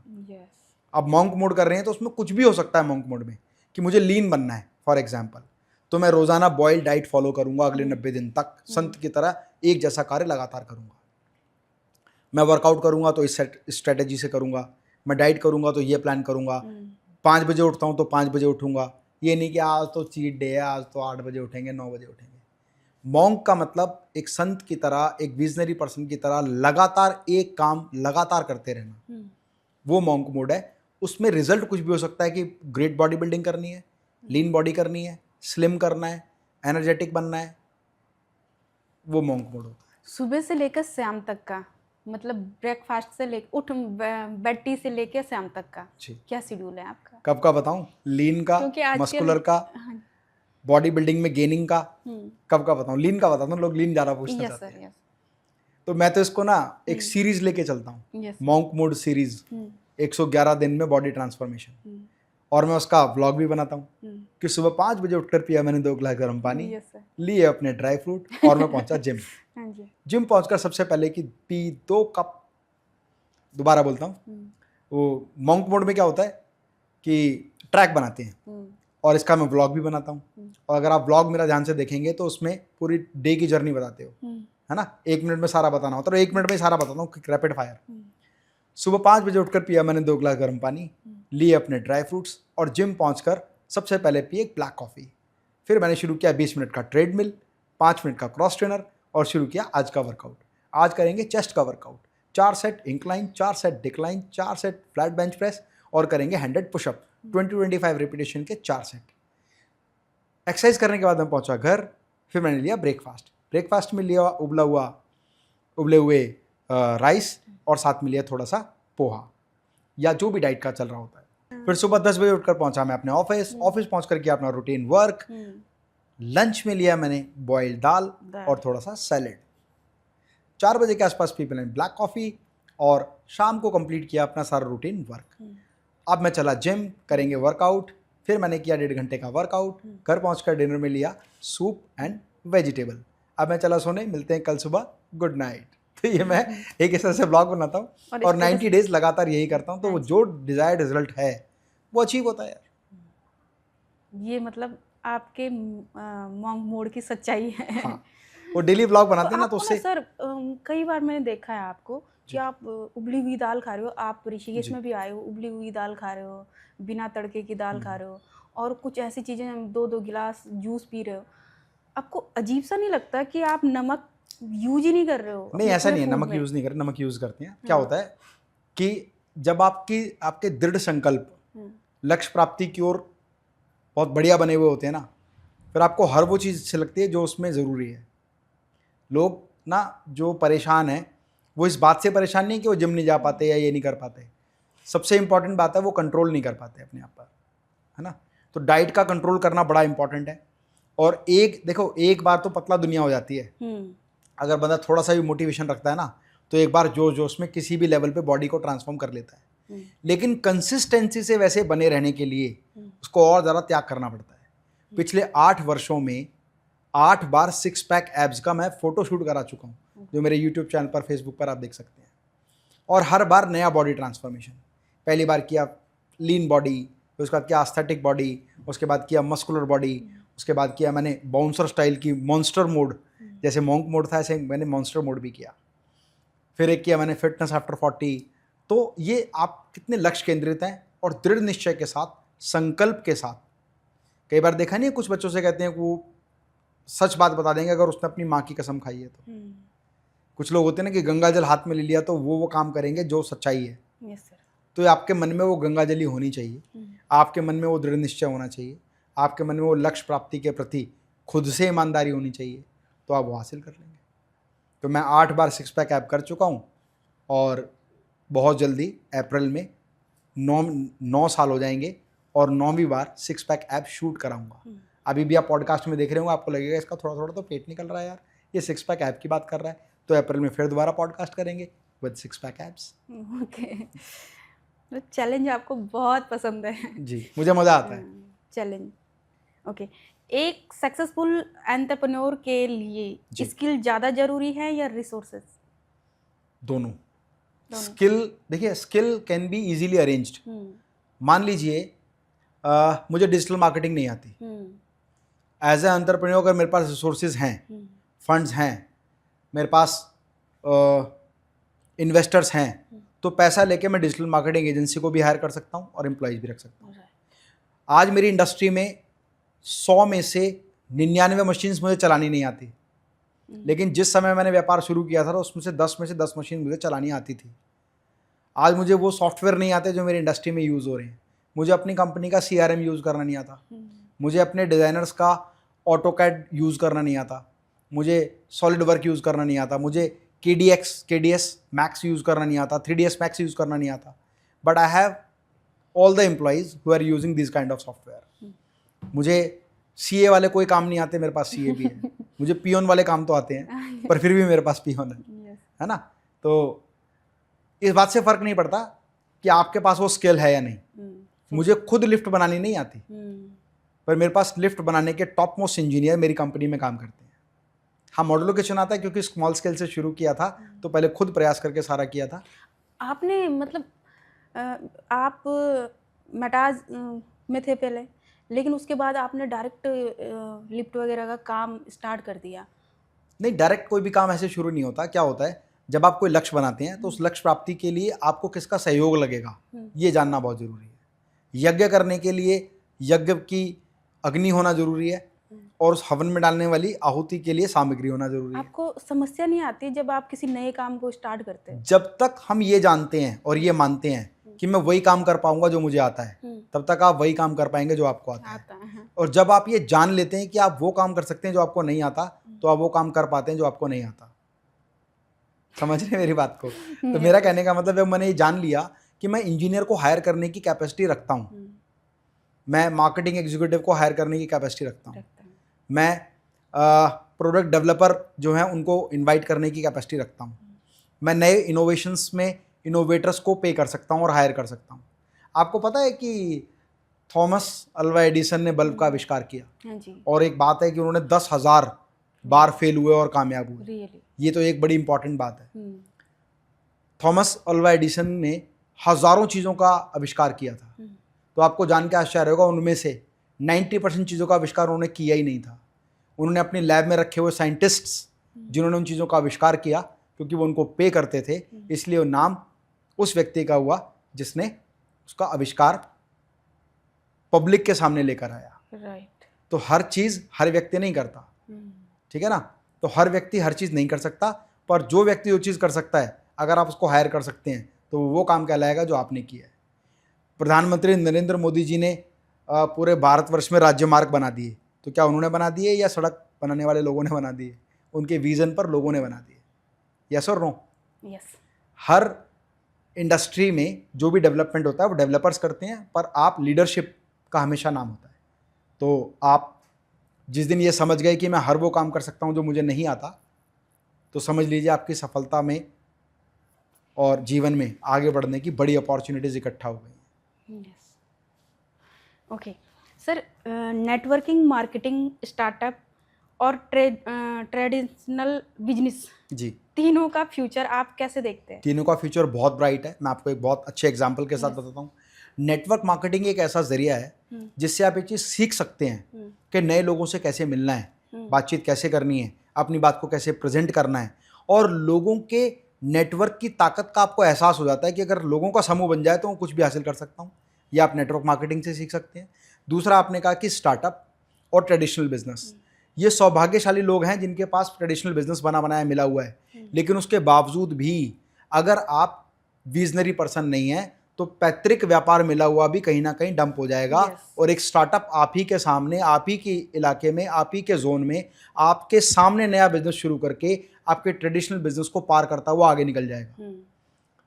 सिर्फ और सिर्फ विजन की बात है, लक्ष्य की बात है, काम करने के तरीके की बात है, ईमानदारी और मेहनत की बात है, और राइट डायरेक्शन में राइट मेंटोरशिप की बात है। मैं अच्छा एग्जांपल ले लेता हूँ। आप देहरादून, हरिद्वार, ऋषिकेश, इस जोन में आप रहते हैं, आपकी कंपनी भी वहाँ है। आप ही के यहाँ पर एक चोटी वाला रेस्टोरेंट है। Yes sir. कब से लिखा हुआ है? 1825 लिखा है शायद, बहुत लंबे समय से है, सदियों बीत गई, 100 का आंकड़ा भी सालों का पार हो गया है, लेकिन उसके बावजूद भी पूरे भारतवर्ष में उनके आउटलेट नहीं है, नहीं है ना। हाँ जी। और अगर मैं नया नाम लूँ तो MBA चाय वाला, चलो उसको छोड़ देते हैं, डॉली चाय उसको भी छोड़ देते हैं, बीकानेर, हल्दीराम, बहुत सारे ऐसे एग्जाम्पल हैं कि वो लोग पुराने और पैतृक व्यापार में होते हुए भी नई जनरेशन नए व्यापार में नए तरीके से आई और आगे निकल गई, क्योंकि उनके पास विज़न है। जिसके पास विज़न होगा, राइट ट्रैक होगा, जो मेहनत करेगा, राइट मेंटरशिप में काम करेगा और आगे बढ़ने का प्रयास करेगा, वो आगे बढ़ जाएगा। इस बात से कोई फ़र्क नहीं पड़ता कि कितना पुराना आपका व्यवसाय है, इस बात से फ़र्क पड़ता है कि कितने बड़े विज़न और कितने तरीके से आप चीज़ों को इम्प्लीमेंट कर रहे हैं। नेटवर्किंग मार्केटिंग से आजकल लोग डरते हैं। वो इसलिए डरना डरते हैं कि चाहिए? इसमें सबसे बड़ी जो कमी है वो इन लीडर्स की है जिन्होंने नेटवर्क मार्केटिंग को बहुत आसान बताया है। मैं आपको एक पूरे कन्विक्शन के साथ एक बात कहता हूँ कि नेटवर्क मार्केटिंग में ना जितने भी लोग बड़े अच्छे लीडर बने हैं उन्होंने अपनी लाइफ के 5 साल, 10 साल, 15 साल, 20 साल डेडिकेशन 24/7 उसमें डेडिकेट किए हैं। यस। और वो डेडिकेशन कोई देखता नहीं है। वो कहते हैं कि ए लीडर है, और भाई साहब ए लीडर तो मर्सिडीज़ में चलता है, ऑडी BMW में चलता है, या उसके पास उसको हर महीने इतने लाख रुपए का चेक आता है। क्यों आता है? क्योंकि उसने अपने जीवन के 10 साल दिए हैं। यस। इसमें कमी लीडर्स की है। लीडर्स इस चीज़ को इतना आसान बताते हैं कि यार अरे आप तो काम करना शुरू करो, करोड़पति बन जाएंगे। उन्होंने अपने जीवन के कई साल लगाए हैं। उनको ये बताना चाहिए कि network marketing is the right opportunity to grow, but you have to invest your time, you have to invest your energy, you have to do with lot of passion. आपको शिद्दत से वो काम करना पड़ेगा। इसकी नेगेटिविटी केवल इतनी है कि इसके लीडर्स ने इसको बहुत आसान बताया है। ऐसा बताया कि थोड़ा सा काम करेंगे, लोग तुम्हारे लिए काम करेंगे। अरे लोग तुम्हारे लिए जब काम करेंगे जब तुम्हारे साथ जुड़े रहेंगे, और तुम्हारे साथ जब जुड़े रहेंगे जब तुम्हारे संबंध उनसे परिपक्व होंगे, और वो संबंध बनेंगे कई वर्षों में। इस इंडस्ट्री के लिए ऐसा क्या किया जाए जो कि इस इंडस्ट्री में 4 चांद लग जाए? इस इंडस्ट्री में अगर 4 चांद लगाने हैं तो सबसे पहले उन लीडर्स को ये समझना होगा कि उस सफलता को वो इतना आसान ना बताएं कि आदमी आसान समझ के उस इंडस्ट्री में आ जाए और उसको लगे तो बहुत मुश्किल है और उसको फिर चिड़चिड़ फील हो कि मुझे तो लीडर ने बताया था, मेरे साथ ऐसा हो गया। 10 में से एक व्यक्ति कामयाब होता है नेटवर्क मार्केटिंग में, पर वो एक व्यक्ति इतना आसान बताता है कि 9 जो फेल हो गए ना, वो उसकी मार्केटिंग नेगेटिव कर देते हैं, जिसकी वजह से इसके बारे में नकारात्मकता ज़्यादा फैलती है, क्योंकि ज़्यादा लोग नाकामयाब होते हैं और कम लोग कामयाब होते हैं। लेकिन जो कम लोग कामयाब हुए हैं वो उसकी कामयाबी के पीछे की मेहनत को नहीं बताते, वो उस कामयाबी को इतना आसान बताते हैं कि वो जो 9 लोग कामयाब हुए हैं वो समझ जाते हैं, नाकामयाब हुए हैं वो समझ जाते हैं कि यार ये तो सिस्टम ही अलग है। तो मेहनत, मेरा रिक्वेस्ट है उन सभी नेटवर्क मार्केटिंग के लीडर्स से कि वो अपनी पूरी मेहनत को, शिद्दत को, अपनी जो लक्ष्य प्राप्ति की जो पूरी स्ट्रैटेजी है वो उन लोगों को बताएं कि इतनी मेहनत करनी पड़ेगी। और उनको भी लगता है अगर ऐसा बताएंगे तो लोग आएंगे नहीं, पर वो ये बात सोचें अगर लोग आएंगे और सफल नहीं होंगे तो आपकी मार्केटिंग ज़्यादा नेगेटिव होगी। आप लोगों को लाएं तो पूरे कन्विक्शन के साथ उनके साथ काम करें, ट्रेन करें, समझाएं, सिखाएं, उनको बताएं कि बहुत मेहनत का काम है। अच्छा, एक नेटवर्कर काम तो बहुत ज़्यादा करता है, हार्ड वर्किंग भी होता है, और वो इस इंडस्ट्री में आता है तो वाकई में वो डेडिकेटेड भी होता है। उसकी टीम उसके साथ में क्यों नहीं टिकती? क्योंकि उन सब पूरी टीम के सारे लोगों ने वही सुन के आए हैं कि अरे वाह ये तो बड़ी लुक्रेटिव इंडस्ट्री है, थोड़ी सी मेहनत करेंगे लाखों रुपए आएंगे। वो व्यक्ति जो लाखों कमा रहा है उसने 15-20 साल दिए उस इंडस्ट्री को। और सर आज अब टीम में भी यही समस्या है, क्योंकि कहीं ना ये चकाचौंध की इंडस्ट्री भी है। यस, मैं कई बार एग्जाम्पल में बोलता हूँ, 2 तरह के राजा होते हैं, एक होता है हाथी का राजा और एक होता है घोड़ों का राजा। नेटवर्क मार्केटिंग वाले होते हैं ना, वो हाथी के राजा होते हैं। उनके पास दिखाने के लिए होता है उनकी एक गाड़ी और उनका एक सूट और उनकी वो पर्सनैलिटी, पीछे कुछ भी नहीं होता उनके पास, क्योंकि उनको लगता है ये दिखा के ही लोगों को इंस्पायर किया जा सकता है। और जो होते हैं घोड़े के राजा, वो होते हैं जिनके अस्तबल में घोड़े बंधे हुए हैं, मतलब उनके पास असलियत में संपत्ति होती है। तो नेटवर्क मार्केटिंग में हाथी के राजा भी हैं और घोड़ों के राजा भी हैं। जो घोड़ों के राजा हैं वो जानते हैं कि लोगों को सही तरीके से गाइड करना है, मेंटरशिप करना है, ट्रेन करना है, मोटिवेट रखना है और आगे बढ़ना है। हाथी के राजा अपना हाथी दिखाते हैं, संपत्ति उनके पास कुछ भी नहीं है, और लोगों को बताते हैं हाथी कमाना बहुत आसान है। तो हाथी कमाने की चाहत में वो पहले ही मर जाते हैं, जिसकी वजह से वो नकारात्मक हो जाते हैं। तो ये लीडर्स की रिस्पॉन्सिबिलिटी है, चीज़ों को आसान ना बताएं, चीज़ों में मेहनत क्या लगेगी, स्ट्रैटेजी क्या होगी, प्लानिंग क्या होगी। yes, और ये एक बहुत मुश्किल काम है, ठीक उस तरह से जिस तरह से एक नया स्टार्टअप करना है, ठीक उस तरह से जिस तरह से एक ट्रेडिशनल बिजनेस को माता पिता जिस लेवल तक लेकर आ गए, पूर्वज हमारे जिस लेवल पर ला गए, उससे ऊपर ले जाने की रिस्पॉन्सिबिलिटी होती है। ये कमी है नेटवर्क मार्केटिंग में, इसलिए लोग इसको लेकर ज़्यादा नेगेटिव है। कई बार एक लीडर 14-15 साल तक कंटिन्यूअस काम करता है किसी इंडस्ट्री में और अचानक वो सडनली चेंज कर देता है उस इंडस्ट्री को। देखिए क्या होता है कि जो अच्छी चीज़ है ना उसकी कीमत बाज़ार में अच्छी लगती है और मिलती भी है। एक नेटवर्क मार्केटिंग का लीडर फॉर एग्जांपल वो एक X amount as a income generate कर रहा है, दूसरी कंपनी को लगता है कि ये बंदा ज़्यादा काबिल है और इसकी काबिलियत से कंपनी डायरेक्ट उस पूरे नेटवर्क को ले सकती है जो मिल सकता है, और वो एक्स प्लस बी अमाउंट उसको ऑफर करते हैं और वो व्यक्ति एक्सेप्ट कर लेता है, तो वो खुद भी जाता है, अपनी टीम को भी ले जाता है। तो स्विच ओवर करना कोई गलत नहीं है, हर इंडस्ट्री में स्विच ओवर होता है। मुझे आप कोई एक इंडस्ट्री बताओ स्विच ओवर ना होता हो। आज हमने लिफ्ट का काम शुरू किया तो क्या हमने नए बंदे पैदा किए जो लिफ्ट बनाएंगे? कहीं ना कहीं से स्विच ओवर होके तो हमारे पास आए होंगे और हमारे यहाँ काम करने वाले एम्प्लॉई कहीं ना कहीं स्विच ओवर होके कहीं और जाएंगे। तो ये तो प्रकृति का नियम है कि ये तो एक सराय है। एक हमारे गुप्ता जी बड़े कहते हैं, माहेश्वरी जी ये दुनिया एक सराय है, लोग आएंगे, बैठेंगे, विश्राम करेंगे, खाएंगे पिएंगे, फिर अगली यात्रा पर फिर निकल जाएंगे, फिर हो सके तो अगली किसी सराय में हम उनसे मिलेंगे। तो सराय से सराय मिलती रहेगी, लोगों से लोग मिलते रहेंगे। तो ये तो प्रकृति का नियम है। मैंने जब इस सेशन को मतलब इस इंटरव्यू को स्टार्ट किया था तो मैंने एक आपकी पोएम सुनाई थी, कविता। मैं चाहती हूँ आप सुनाए इसे। मैं सुना देता हूँ कि देखिए आगे बढ़ते हैं तो प्रॉब्लम्स तो आती हैं। मैं आपको और कई डिफरेंट पोएम सुनाता हूँ। सबसे पहले तो समस्याएं आती हैं, ये बात सत्य है और सबके जीवन में आती हैं, चाहे भगवान श्री राम क्यों ना हो, है ना।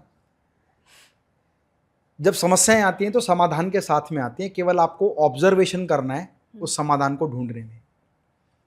कि हर रात ख्वाबों में सपनों के बहकावों में जुड़ जाते वो अरमान मेरे जो दिन में टूटा करते हैं।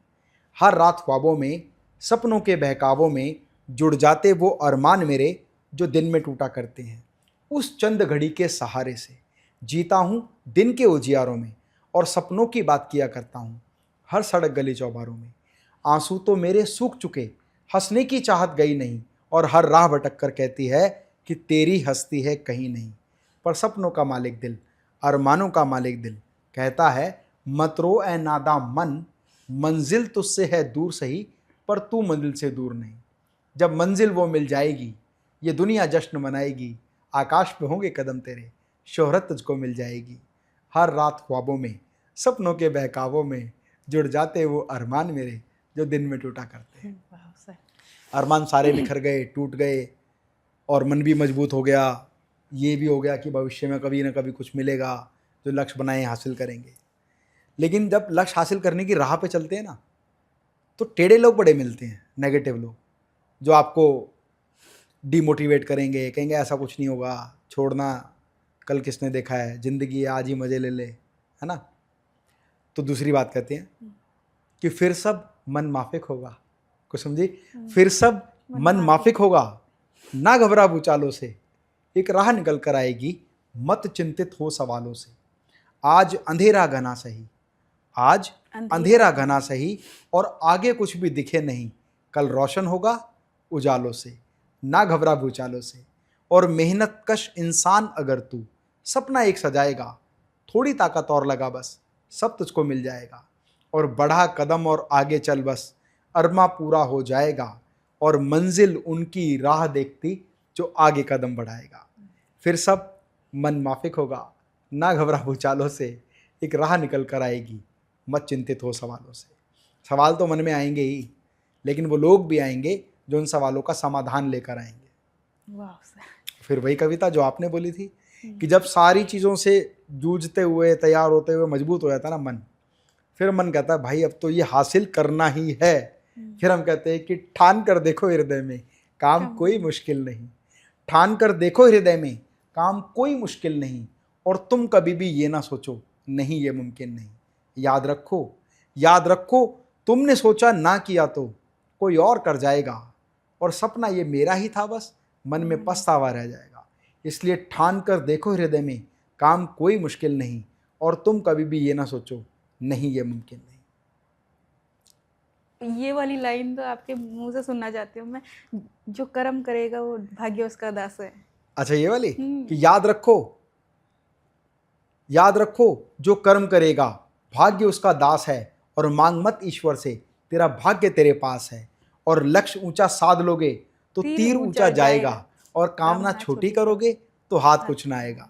इसलिए ठान कर देखो हृदय में काम कोई मुश्किल नहीं, और तुम कभी भी ये ना सोचो नहीं ये मुमकिन नहीं। Thank you. Thank you so much. ये मेरे दिल की लाइन है कि जब मैं बोलता हूँ, जब मेरा सेशन एंड होता है ना, तो ये मोस्ट ऑफ द टाइम 100 में से 90 सेशंस में मैं अपनी ये स्टेटमेंट ज़रूर बोलता हूँ।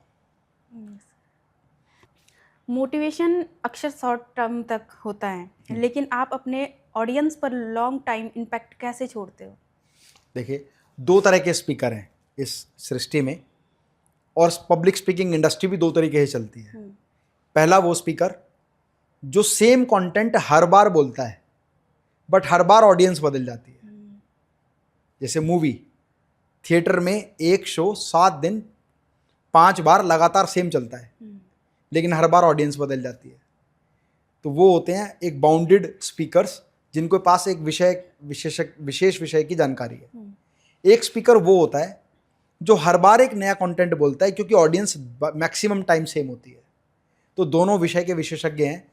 मोटिवेशन एक ऐसी चीज़ है जो एक बबल के रूप में उठती है, और अगर समय के साथ साथ वो पूरी नहीं हुई तो वो ख़त्म हो जाती है। लेकिन मोटिवेशन एक ऐसी चीज़ भी है जिसको निरंतर बनाए रखना पड़ता है। ठीक ऐसे जैसे रोज़ सुबह आपको नहाना पड़ता है, ऐसा तो नहीं है नहा लिए आप तो 1 साल बाद नहाएंगे, क्या ज़रूरत है। रोज़ आपको भोजन करना पड़ता है, रोज़ आपको चीज़ों को सीखना समझना पड़ता है। बॉडी बिल्डिंग करनी है तो रोज़ एक्सरसाइज करनी पड़ती है ना। अच्छे से फिट रहना है तो रोज़ डाइट करनी पड़ती है। मन को खुश रखना है तो घर परिवार मित्रगण उन सबसे मिल मुलाकात करनी पड़ती है। तो हर चीज़ें जैसे जीवन में दिनचर्या में एक अनिवार्य चीज़ है, वैसे ही मोटिवेशन भी दिनचर्या में एक अनिवार्य चीज़ है। रोज़ हमारा मोटिवेशन मतलब सेंस ऑफ माइंड होता है ना, हर समय पर अलग होता है। कभी दोपहर में हम बहुत खुश होते हैं, कभी शाम आते आते हम बहुत दुखी हो जाते हैं, कभी सुबह सुबह हम बहुत खुशी होते हैं, कई बार सुबह उठते ही मन बड़ा अपसेट होता है, लेकिन शाम होते होते सब कुछ बहुत बढ़िया हो जाता है, होता है ना। हाँ जी। तो परिस्थितियाँ तो मनुस्थिति के हिसाब से बदलती रहती हैं। आज के नौजवान पीढ़ी सोशल मीडिया और क्विक फेम के पीछे भाग रही है, आप उन्हें क्या सलाह देना चाहेंगे? देखिए, क्विक फेम जैसी चीज़ कोई नहीं होती है। वायरल ज़्यादातर वल्गर चीज़ें होती हैं और हर व्यक्ति ये चाहता है कि उसकी वीडियो या उसका कंटेंट वायरल हो जाए। क्विक फेम नहीं होता। लोग कहते हैं ना, जैसे क्विक फेम का मतलब समझ लो ओवरनाइट सक्सेस। क्विक फेम ये बोला जाता है कि मैंने लाइफ में जो लोग 25 साल में अचीव करते हैं मैंने 10 साल में अचीव कर लिया, तो क्विक फेम है। जिस चीज़ को अचीव करने में 15 साल लगते हैं और वो मैंने 3 साल में कर ली, तो क्विक फेम है। But quick fame never mean to say कि अभी आज आपने कुछ डिसाइड किया कल वो टॉप पर पहुंच जाएंगे। बहुत सारे ऐसे लोग हैं जो डॉली चाय वाला के बारे में बोलते हैं, आपको लगता है वो क्विक फेम है कि सिर्फ बिल गेट्स जी उनके यहाँ को चाय पी और वो फेमस हो गया? नहीं, उसने अपने जीवन के कई वर्ष दिए हैं चाय बनाते बनाते, बेचते बेचते और पैशन के साथ, एनर्जी के साथ, कन्विक्शन के साथ, है ना, डिफरेंट एटीट्यूड के साथ। वो मैं कहता हूँ कि वही करोगे जो सबने किया है तो वही मिलेगा जो सबको मिला है। अगर वो चाहिए जो किसी को नहीं मिला तो वो करना पड़ेगा जो किसी ने नहीं किया। Yes sir. अगर आपको अपने 20 साल के अमित माहेश्वरी से बात करने का मौका मिले तो आप उन्हें क्या एडवाइस दोगे? हाँ, ये बड़ा खतरनाक क्वेश्चन आपने पूछा है। Yes sir. अगर मैं अपने 20 साल पहले की लाइफ में चला जाऊँ ना, तो मैं ये एडवाइस दूंगा कि दुनिया का सबसे पावरफुल जो सोर्स है आगे बढ़ने का, वो है नेटवर्क। जिस नेटवर्क के लोग आज मेरे साथ हैं, उस नेटवर्क के लोग आज से 20 साल मेरे पास हाथ होते तो आज मैं यहाँ से और हो सकता है कई हजार गुना आगे होता। जो बात मुझे आज पता है, अगर वो बात मुझे 20 साल पहले पता होती तो शायद मैं किसी और स्तर पर होता। कहने का मतलब, आपके पास जो जानकारी अब आई है ना, वो जितनी पहले आ गई होती आप उतना ज़्यादा कामयाब होते। लेकिन एक बड़े संत महात्मा ने बड़ी प्यारी सी बात कही है, उसको कोई हाथ दिखा रहा था, वो बोल रहा था कि महाराज देखना मेरी किस्मत कैसी है, आज तो मैं यहाँ होता, मेरे पास इतना पैसा होता, मेरे पास ये गाड़ी होती, ये बंगला होता, मेरा इतना काम होता। तो महाराज ने कहा, मेरे बच्चे, मेरे लाल, तू एग्जैक्ट वही है जहाँ तुझे होना चाहिए था, ना 1 इंच आगे ना 1 इंच पीछे। प्रभु ने सब कुछ डिसाइड किया हुआ है, कब कहाँ कौन व्यक्ति किससे मिलेगा और कब लाइफ में टर्निंग पॉइंट आएगा और आपको नेक्स्ट लेवल ले जाएगा। तो 20 साल पहले मैं क्या होता और क्या हुआ होता तो क्या हो जाता, ये सारे के सारे मनगढ़ंत कहानियां हैं। सच्चाई ये है कि 20 साल पहले मेरे पास जो था उसी के आधार पर आज का निर्णय है और उसी के आधार पर मेरे भविष्य का निर्णय होगा। ज़रूरत है तो सही नेटवर्क में पहुंचने की, अच्छे लोगों के साथ में पहुंचने की। जैसा आपका नेटवर्क लोगों का साथ होगा आपके साथ, वैसा आपका सर्कल बनेगा और वैसे लक्ष्यों तक आप पहुंचेंगे। जब आप स्टेज पे होते हो तो लोग आपको हीरो की तरह देखते हैं, लेकिन आपके दोस्त और परिवार आपको कैसे देखते हैं? हाँ, ये उसी बात का जवाब है कि अपने घर के लोग कैसे मोटिवेट रहते हैं या आपके बच्चे कैसे आपसे मोटिवेशन लेते हैं। जब हम स्टेज पे होते हैं ना, और अगर हम पूरी कन्विक्शन के साथ उस चीज़ को प्रूव करते हुए बोल रहे होते हैं और असलियत में हमारी अंतरात्मा को पता होता है हमने किया हुआ है, और जो लोग हमारे बिल्कुल करीबी हैं उनको भी पता होता है कि इसने किया हुआ है, तो वो भी उसको उतना ही इंजॉय करते हैं और उतना अप्रिशिएट करते हैं जितना करना चाहिए। कहते हैं ना कि सूर्य जब उगता है, लालिमा होती है, तो पेड़ की छाएं भी उसको रोक लेती हैं धरती पर पड़ने से, लेकिन जब सूरज अपनी चरम सीमा पर पहुंचता है तो दुनिया की कोई ताकत नहीं होती जो उसकी छाया को रोक ले या उसकी ऊर्जा को रोक ले। ठीक उस तरीके से जब आप सच में कुछ कर रहे होते हैं और आपने कन्विक्शन के साथ वो प्रूव किया होता है, तो आपके जो समूह के लोग हैं ना, वो आपके साथ होते हैं। वो ये कहते हैं कि यार ये बेकार की हवाबाजी नहीं करता, इसने जो बोला है इसने किया हुआ है। तो वो कन्विक्शन नए लोगों तक पहुंचती है पुराने लोगों के माध्यम से। कहते हैं बड़े बड़े राजाओं की गोपनीय बात लीक कैसे होती हैं, उनके बिल्कुल करीबी लोगों से लीक होती हैं। तो आपके करीबी लोग ही आपका ऑरा बना देते हैं कि नहीं भाई ये जो बोल रहा है ना, नए व्यक्ति को पता है कि पता नहीं होगा या नहीं होगा, वो पुराने को तो पता है कि जो उसने बोला है वो उसने किया है। तो कन्विक्शन के साथ काम करेंगे तो बहुत मज़ा आएगा। राइट। नकली हवाबाजी ना कुछ ही दिन चलती है। और ना समाज की एक बहुत खास विशेषता है, एक समाज एक व्यक्ति की सफलता को अगले 3-4 साल में आइडेंटिफाई कर लेता है। कोई बोले मैं ये मेहनत कर रहा हूँ, मैं वो मेहनत कर रहा हूँ, 3-4 साल में ना उसकी एक्चुअल ऑरा जो है वो समझ में आ जाता है कि ये व्यक्ति अच्छा है, ये व्यक्ति बुरा है, ये सामान्य है, ये प्रोग्रेसिव है, ये नॉन प्रोग्रेसिव है, ये डिक्लाइन जा रहा है, ये ग्रोथ में है, ये न्यूट्रल है।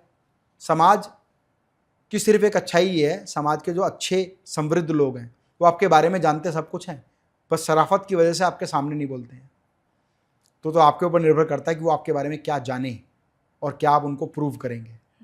वो केवल और केवल होगा आपका कर्म, शब्दों से मैच करेगा या नहीं। आपने दुनिया भर ट्रैवल किया है, कौन सी कंट्री या सिटी आपके दिल के सबसे करीब है और क्यों है? लगभग सभी देश अच्छे हैं, लेकिन वो कहते हैं ना कि पूरे विश्व में कहीं भी चले जाओ मेरा देश महान। वैसे तो 100 में से 90 बेईमान है, फिर भी मेरा देश महान है। Yes. तो भारत माता की जय। मुझे मेरा देश पसंद है, देशवासी पसंद है। विश्व में कहीं भी चले जाओ आप ऐसे समझ लो कि आप दामाद के रूप में ससुराल गए हैं, पर घूम के आपको अपने घर ही आना है। और असली जो जीवन का आनंद है वो घर पे ही आएगा। दामाद के रूप में ससुराल में कुछ दिन तो अच्छा लगेगा, लेकिन बाद में समझ में आ जाएगा कि भैया you have to go back to your home. और असली जीवन का आनंद जो है वो अपने घर परिवार में आता है। तो मेरा देश भारत मेरे लिए सबसे बेस्ट यही है। ओके, तो एक फनी क्वेश्चन है। अगर आपको एक दिन के लिए बॉलीवुड या क्रिकेट स्टार बनना पड़े तो क्या आप किसको चूज करेंगे? मैं बॉलीवुड स्टार बनूंगा। उसके पीछे कारण क्या है, बॉलीवुड स्टार बन के मैं क्रिकेट की एक्टिंग भी तो कर सकता हूँ किसी मूवी में, तो मेरे दोनों सपने पूरे हो जाएंगे। पर अगर मैं केवल क्रिकेटर बना तो मैं और कोई एक्ट नहीं कर पाऊंगा ना। तो बॉलीवुड स्टार बन के मैं दोनों एक्ट कर सकता हूँ। एज अ स्टार क्रिकेटर की एक्टिंग कर सकता हूँ किसी मूवी में। एक नया स्टार्टअप कैसे अपने लिए फंडिंग जनरेट करें? ग्रेट। देखिए, नए स्टार्टअप को ना सबसे पहले ये समझना है कि उसका बिजनेस प्लान क्या है, उसके कॉम्पिटिटर्स क्या कौन है, उसका प्रोडक्ट या सर्विस किस मार्केट में बिकता है, उसका जो कंज्यूमर है वो किस माइंडसेट का है, और कितना सेल्स वॉल्यूम वो अचीव कर पाएगा। और देखिए, इनिशियल स्टार्टअप केस में ना जो इन्वेस्टर होते हैं वो बाहर के लोग नहीं होते हैं, क्लोज सर्कल के लोग होते हैं। कौन होते हैं? या तो relatives, family, friends, known person. उसको ज़रूरत है सबसे पहले अपने बिजनेस का राइट प्लान बनाने की, जिसमें बिजनेस के बारे में सारी डिटेल हो। जैसे मेरे बिजनेस में ये प्रोडक्ट है, इसका मार्केट में कितना डिमांड है, पूरी ओवरऑल मार्केट में कितना इसका डिमांड जनरेट होता है, प्लस ये प्रोडक्ट जो मैं बना रहा हूँ वो मेरे कॉम्पिटिटर से कैसे अलग है, अगले 3 महीने, 1 साल और 3 साल तक मैं कितना बिजनेस जनरेट करूँगा, उसमें प्रॉफिट कितना होगा, और मुझे कितना इन्वेस्टमेंट चाहिए, उस इन्वेस्टमेंट को मैं कैसे कैसे खर्च करूँगा। इस सभी का ब्यौरा एक प्रपोजल में होना चाहिए, और उसको प्रॉपर एक बिजनेस मीट ऑर्गेनाइज करनी चाहिए किसी भी होटल में, रेस्टोरेंट में या 1 to 1, और वहाँ ये पूरा एक्सप्लेन करना चाहिए कि भाई ये मेरा प्रोडक्ट है और ये मेरे प्लान्स हैं।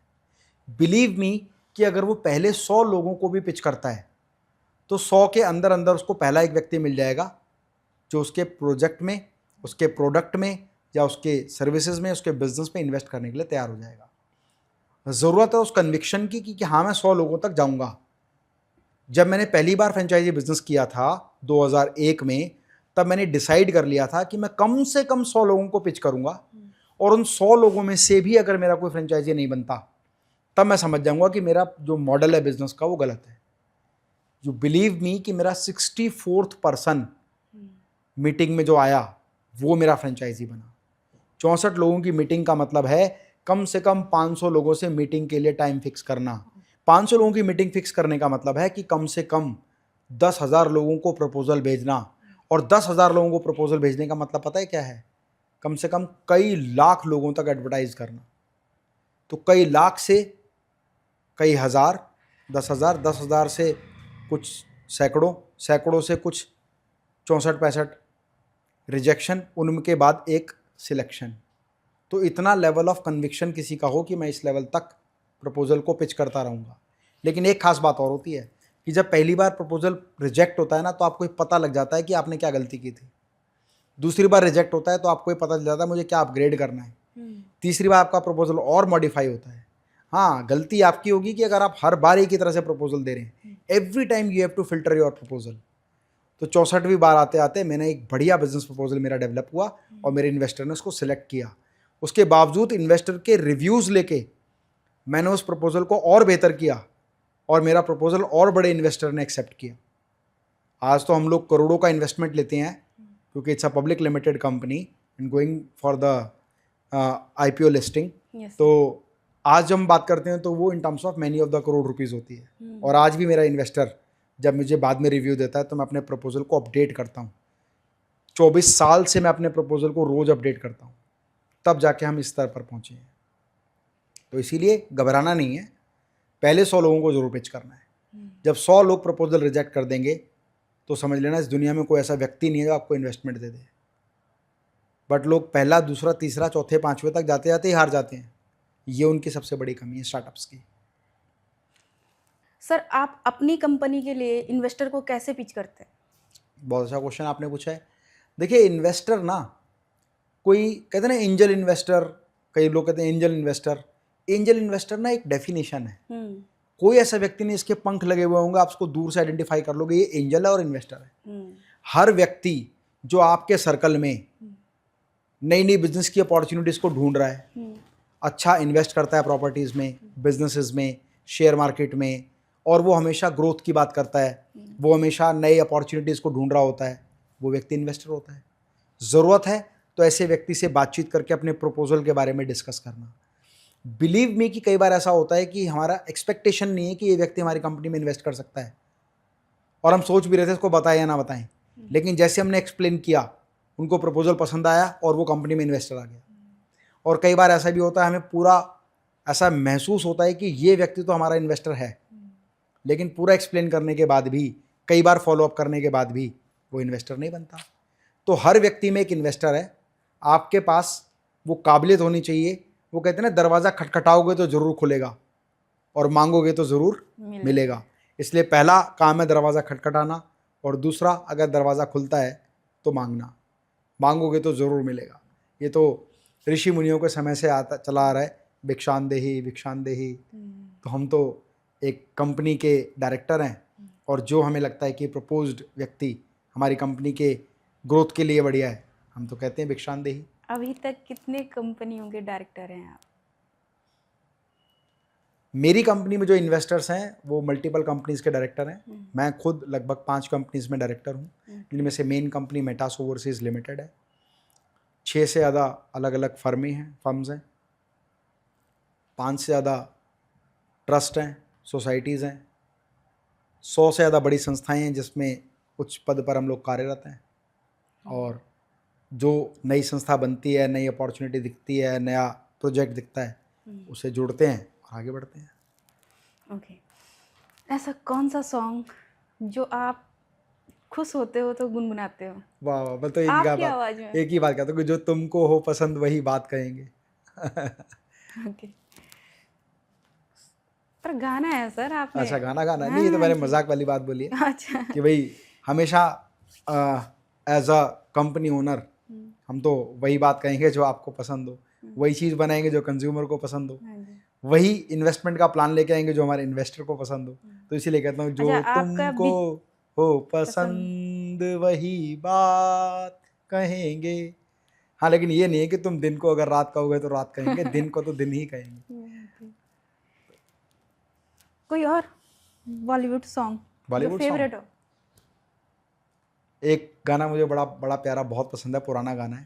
वो एक कहानी है, प्रेम कहानी है, एक गुल और बुलबुल की, कि एक था गुल और एक थी बुलबुल, दोनों चमन में रहते थे, है ये कहानी बिल्कुल सच्ची, मेरे नाना कहते थे। बुलबुल को मालूम नहीं था गुल ऐसे क्यों शर्माता है, वो क्या जाने उसका नगमा गुल के दिल को धड़काता है, दिल के बोल ना आते लब पर, ये दिल में ही रहते थे, एक था गुल और एक थी बुलबुल, दोनों चमन में रहते थे। बहुत बहुत प्यारी सॉन्ग है ये। और ये किसने लिखा हुआ है? नहीं, मुझे किसने गाया है? ये भी नहीं पता। ये भी नहीं पता। ओके, तो अब हम आते हैं फायर रिपीट पे। जी। कॉफ़ी या चाय, क्या पसंद है? डिपेंड्स ऑन, अगर वर्कआउट कर रहे हैं तो कॉफ़ी और रिलैक्स मूड में है तो चाय। स्टेज पर बोलना पसंद है या कैमरे के सामने बोलना पसंद है? डिपेंड्स ऑन परिस्थिति, अगर स्टेज है तो बोलते हैं और सामने कैमरा लगा होता है तो मन खुश हो जाता है। ओके। अगर एक दिन के लिए आपको बॉलीवुड हीरो बनना हो तो कौन से होंगे?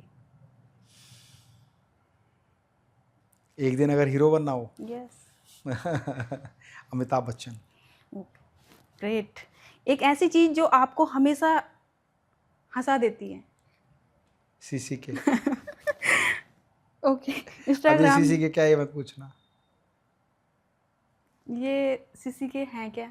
ये कुछ एक कोड वर्ड है, कहते हैं ना कि पुराने दोस्तों की याद में कुछ ना कुछ ऐसे वर्ड बनाए होते हैं जिनकी कोड वर्ड की भाषा वो दोस्त ही समझते हैं।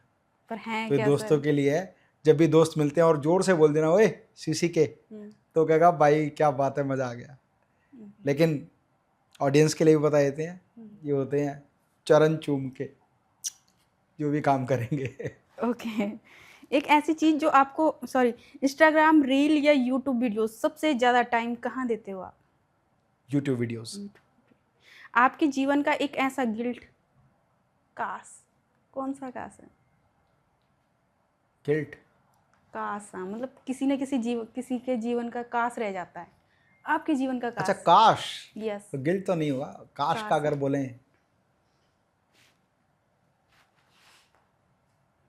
शायद मुझे लगता नहीं मेरे जीवन का कोई काश है, क्योंकि जो भी मैं काश सोचता हूँ वो चीज़ें पूरी हो जाती हैं। वो पूरी हो जाती है। हाँ। ओके। शक्तिमान, शक्तिमान हो आप। नहीं शक्तिमान नहीं, मैं ना कल्प वृक्ष को बहुत मानता हूँ। कल्प वृक्ष? कल्प वृक्ष, कल्प वृक्ष होता है कल्पनाओं का वृक्ष। अपने कल्प वृक्ष से आप जो मांगते हैं वो आपको लाइफ में हासिल होता है। और मैंने एक बार नहीं, मैंने सौयों बार इसका प्रयोग करके देखा है। कहते हैं मेडिटेशन अगर आप करते हैं, उसमें भावनाओं में जो चीज़ आप सोचते हैं, कन्विक्शन में जो चीज़ लाते हैं, लॉ ऑफ अट्रैक्शन बहुत काम करता है। यूनिवर्स का एक नियम है कि आप इस ब्रह्मांड से जो मांगते हैं ना, ये ब्रह्मांड आपको वही चीज़ देता है, ठीक वैसे ऐसा आप मांगते हैं। तो मैं काश जब भी वर्ड सोच के जो बात अपने मन में सोचता हूँ वो बात मेरी ज़रूर पूरा होती है। तो मैं काश बोलता ही नहीं हूँ वर्ड, मैं कहता हूँ कि मुझे ये चाहिए and you have to give me this. Okay. बचपन का एक फनी ड्रीम या शौक जो आप, जिसे सोच के आपको हंसी आती हो? हमारे जो प्रिंसिपल थे ना, वो चेतक स्कूटर पे आते थे और अच्छा। मेरे पिताजी का भी चेतक स्कूटर था। हाँ जी। 10th क्लास में जब मैं आया ना, मैं चेतक स्कूटर में अपने स्कूल में लेके जाता था और वहाँ खड़ा करता था जहाँ प्रिंसिपल का स्कूटर खड़ा होता था, क्योंकि उनका पुराना था, मेरा नया। वो प्रिंसिपल आके पूछ रहा कौन स्कूल में स्कूटर लेके आया है, तो फिर मैं कहता सर मेरा है। कहते अच्छा मुझसे भी नया स्कूटर है। तो बड़ा फनी मोमेंट होता, मुझे मज़ा आता था स्कूटर वहाँ पार्क करना जहाँ प्रिंसिपल का पार्क होता। प्रिंसिपल का। ओके। अगर आप मोटिवेशनल स्पीकर ना होते तो क्या होते? अगर मैं मोटिवेशनल स्पीकर ना होता तो मैं एक मोटिवेशनल स्पीकर होता। ओके। आपके बैग या पॉकेट में हमेशा क्या चीज़ होती है जो हमेशा अवेलेबल होती है? Pen drive. Pen drive, every उसमें आपकी वीडियोस होती है? यस। नहीं वीडियोस नहीं होते, पेन ड्राइव हमेशा होती है मेरे पास। Okay. एक वर्ड में डिस्क्राइब कीजिए सक्सेस को। अपने द्वारा निर्धारित लक्ष्य को प्राप्त करना ही सफलता है, और वो लक्ष्य कुछ भी हो सकता है। अगर एक सुपर पावर मिल जाए तो कौन सी, क्या चाहोगे? मैं सुपर पावर्स नहीं चाहता जीवन में। मैं एक सामान्य व्यक्ति की तरह जो भी पावर्स ईश्वर ने हमें जर्नल दी हैं मैं उतनी चाहता। मैं ये नहीं चाहता कि मेरे पास ऐसी कोई सुपर पावर। आपके फेवरेट गाने की एक लाइन जो आपने हमेशा गाते हो, फिर से। ये मैंने नहीं बोला है, ये लिखा है फेवरेट मैंने। गाने की एक लाइन। पर सर आपकी आवाज़ बहुत प्यारी है, लेकिन आप उस लय नहीं में मेरी गा आवाज़ नहीं ना एग्रेसिव है, हम्म, लाउड है, क्लियर है, बट गाने वाली नहीं है। फिर भी एक छोटी सी लाइन। डिमांड है, सवाल। क्या खूब लगती हो, बड़ी सुंदर दिखती हो, ये गाना मुझे बहुत अच्छा लगता है। ओके। आपके लिए लव का एक वर्ड में जवाब? समर्पण। समर्पण। ओके। अगर आपको खुद से एक सवाल पूछना हो तो वो क्या होगा? वाओ, तू ऐसा क्यों है? तो thank you so much sir, बहुत अच्छा लगा आपसे बात करके, ढेर सारी बातें करी जो मेरे मन में भी थी कि मुझे सर को ये पूछना है, ये पूछना, वो सारी चीज़ें मैंने कुसुम जी, धन्यवाद तो बहुत बहुत आपका और आपकी प्यारी सी ऑडियंस का जिन्होंने इस पूरे पॉडकास्ट को सुना है। मैं हृदय की गहराइयों से आप सभी का बहुत बहुत धन्यवाद भी करता हूँ और ईश्वर से कामना करता हूँ आपके हर लक्ष्य जो अपने जीवन में बनाएं वो पूरे हों और उन लक्ष्य की प्राप्ति में जो भी मेरा सहयोग हो सके वो आप मुझे कमेंट बॉक्स में लिख कर बताएं। मैं पूरा प्रयास करूँगा, मेरी पूरी टीम और मैं मिलकर आपके हर सवाल का जवाब दें। सर ऑडियंस के लिए भी हमारे पास में एक सरप्राइज होता है कि बताएं। हमारा गेस्ट पॉडकास्ट के लास्ट में आके, एंड में आके एक सवाल पूछता है जी और डिस्क्रिप्शन में हम वो सवाल डालते हैं। जी बाय द वे किसी भी व्यक्ति ने उसका बहुत अच्छा आंसर दिया और हमारी जूरी को वो बहुत ज़्यादा पसंद आया, तो उनको हम एक सरप्राइज गिफ्ट देते हैं जी। Powered by Swati health solution की तो तरफ एक काम से। करते हैं ना, डिस्क्रिप्शन की जगह उसको हम वीडियो फॉर्म में मैं बोल देता हूँ क्या सवाल है यस सर। या क्या बात मैं जानना चाहता हूँ कि जीवन में सफलता के ना 5 मूल मंत्र आपके हिसाब से क्या हो सकते हैं। वो 5 के 5 मूल मंत्र आप हमें कमेंट बॉक्स में लिखकर बताएं और हम ये देखेंगे कि सबसे ज़्यादा जो सटीक आंसर जिसका होगा, जिसको हमारी जूरी टीम पूरी सिलेक्ट करेगी, उसको हम स्वाति हेल्थ सोल्यूशन की तरफ से एक गिफ्ट हैम्पर भेजेंगे और उनको डीएम के थ्रू कांटेक्ट कर लेंगे, मेल आईडी के थ्रू या कांटेक्ट नंबर के थ्रू, या उनको कांटेक्ट नंबर शेयर कर देंगे और आपके साथ इसी तरह से बने रहेंगे। Okay sir, thank you so much sir, बहुत बहुत धन्यवाद। थैंक्स मैं कुसुम जी बहुत फॉर बहुत योर ब्यूटीफुल धन्यवाद invitation and thanks to all audience, all the people who are just watching our video. मैं आपका हृदय की गहराइयों से बहुत बहुत धन्यवाद करता हूँ। जय हिंद, जय भारत।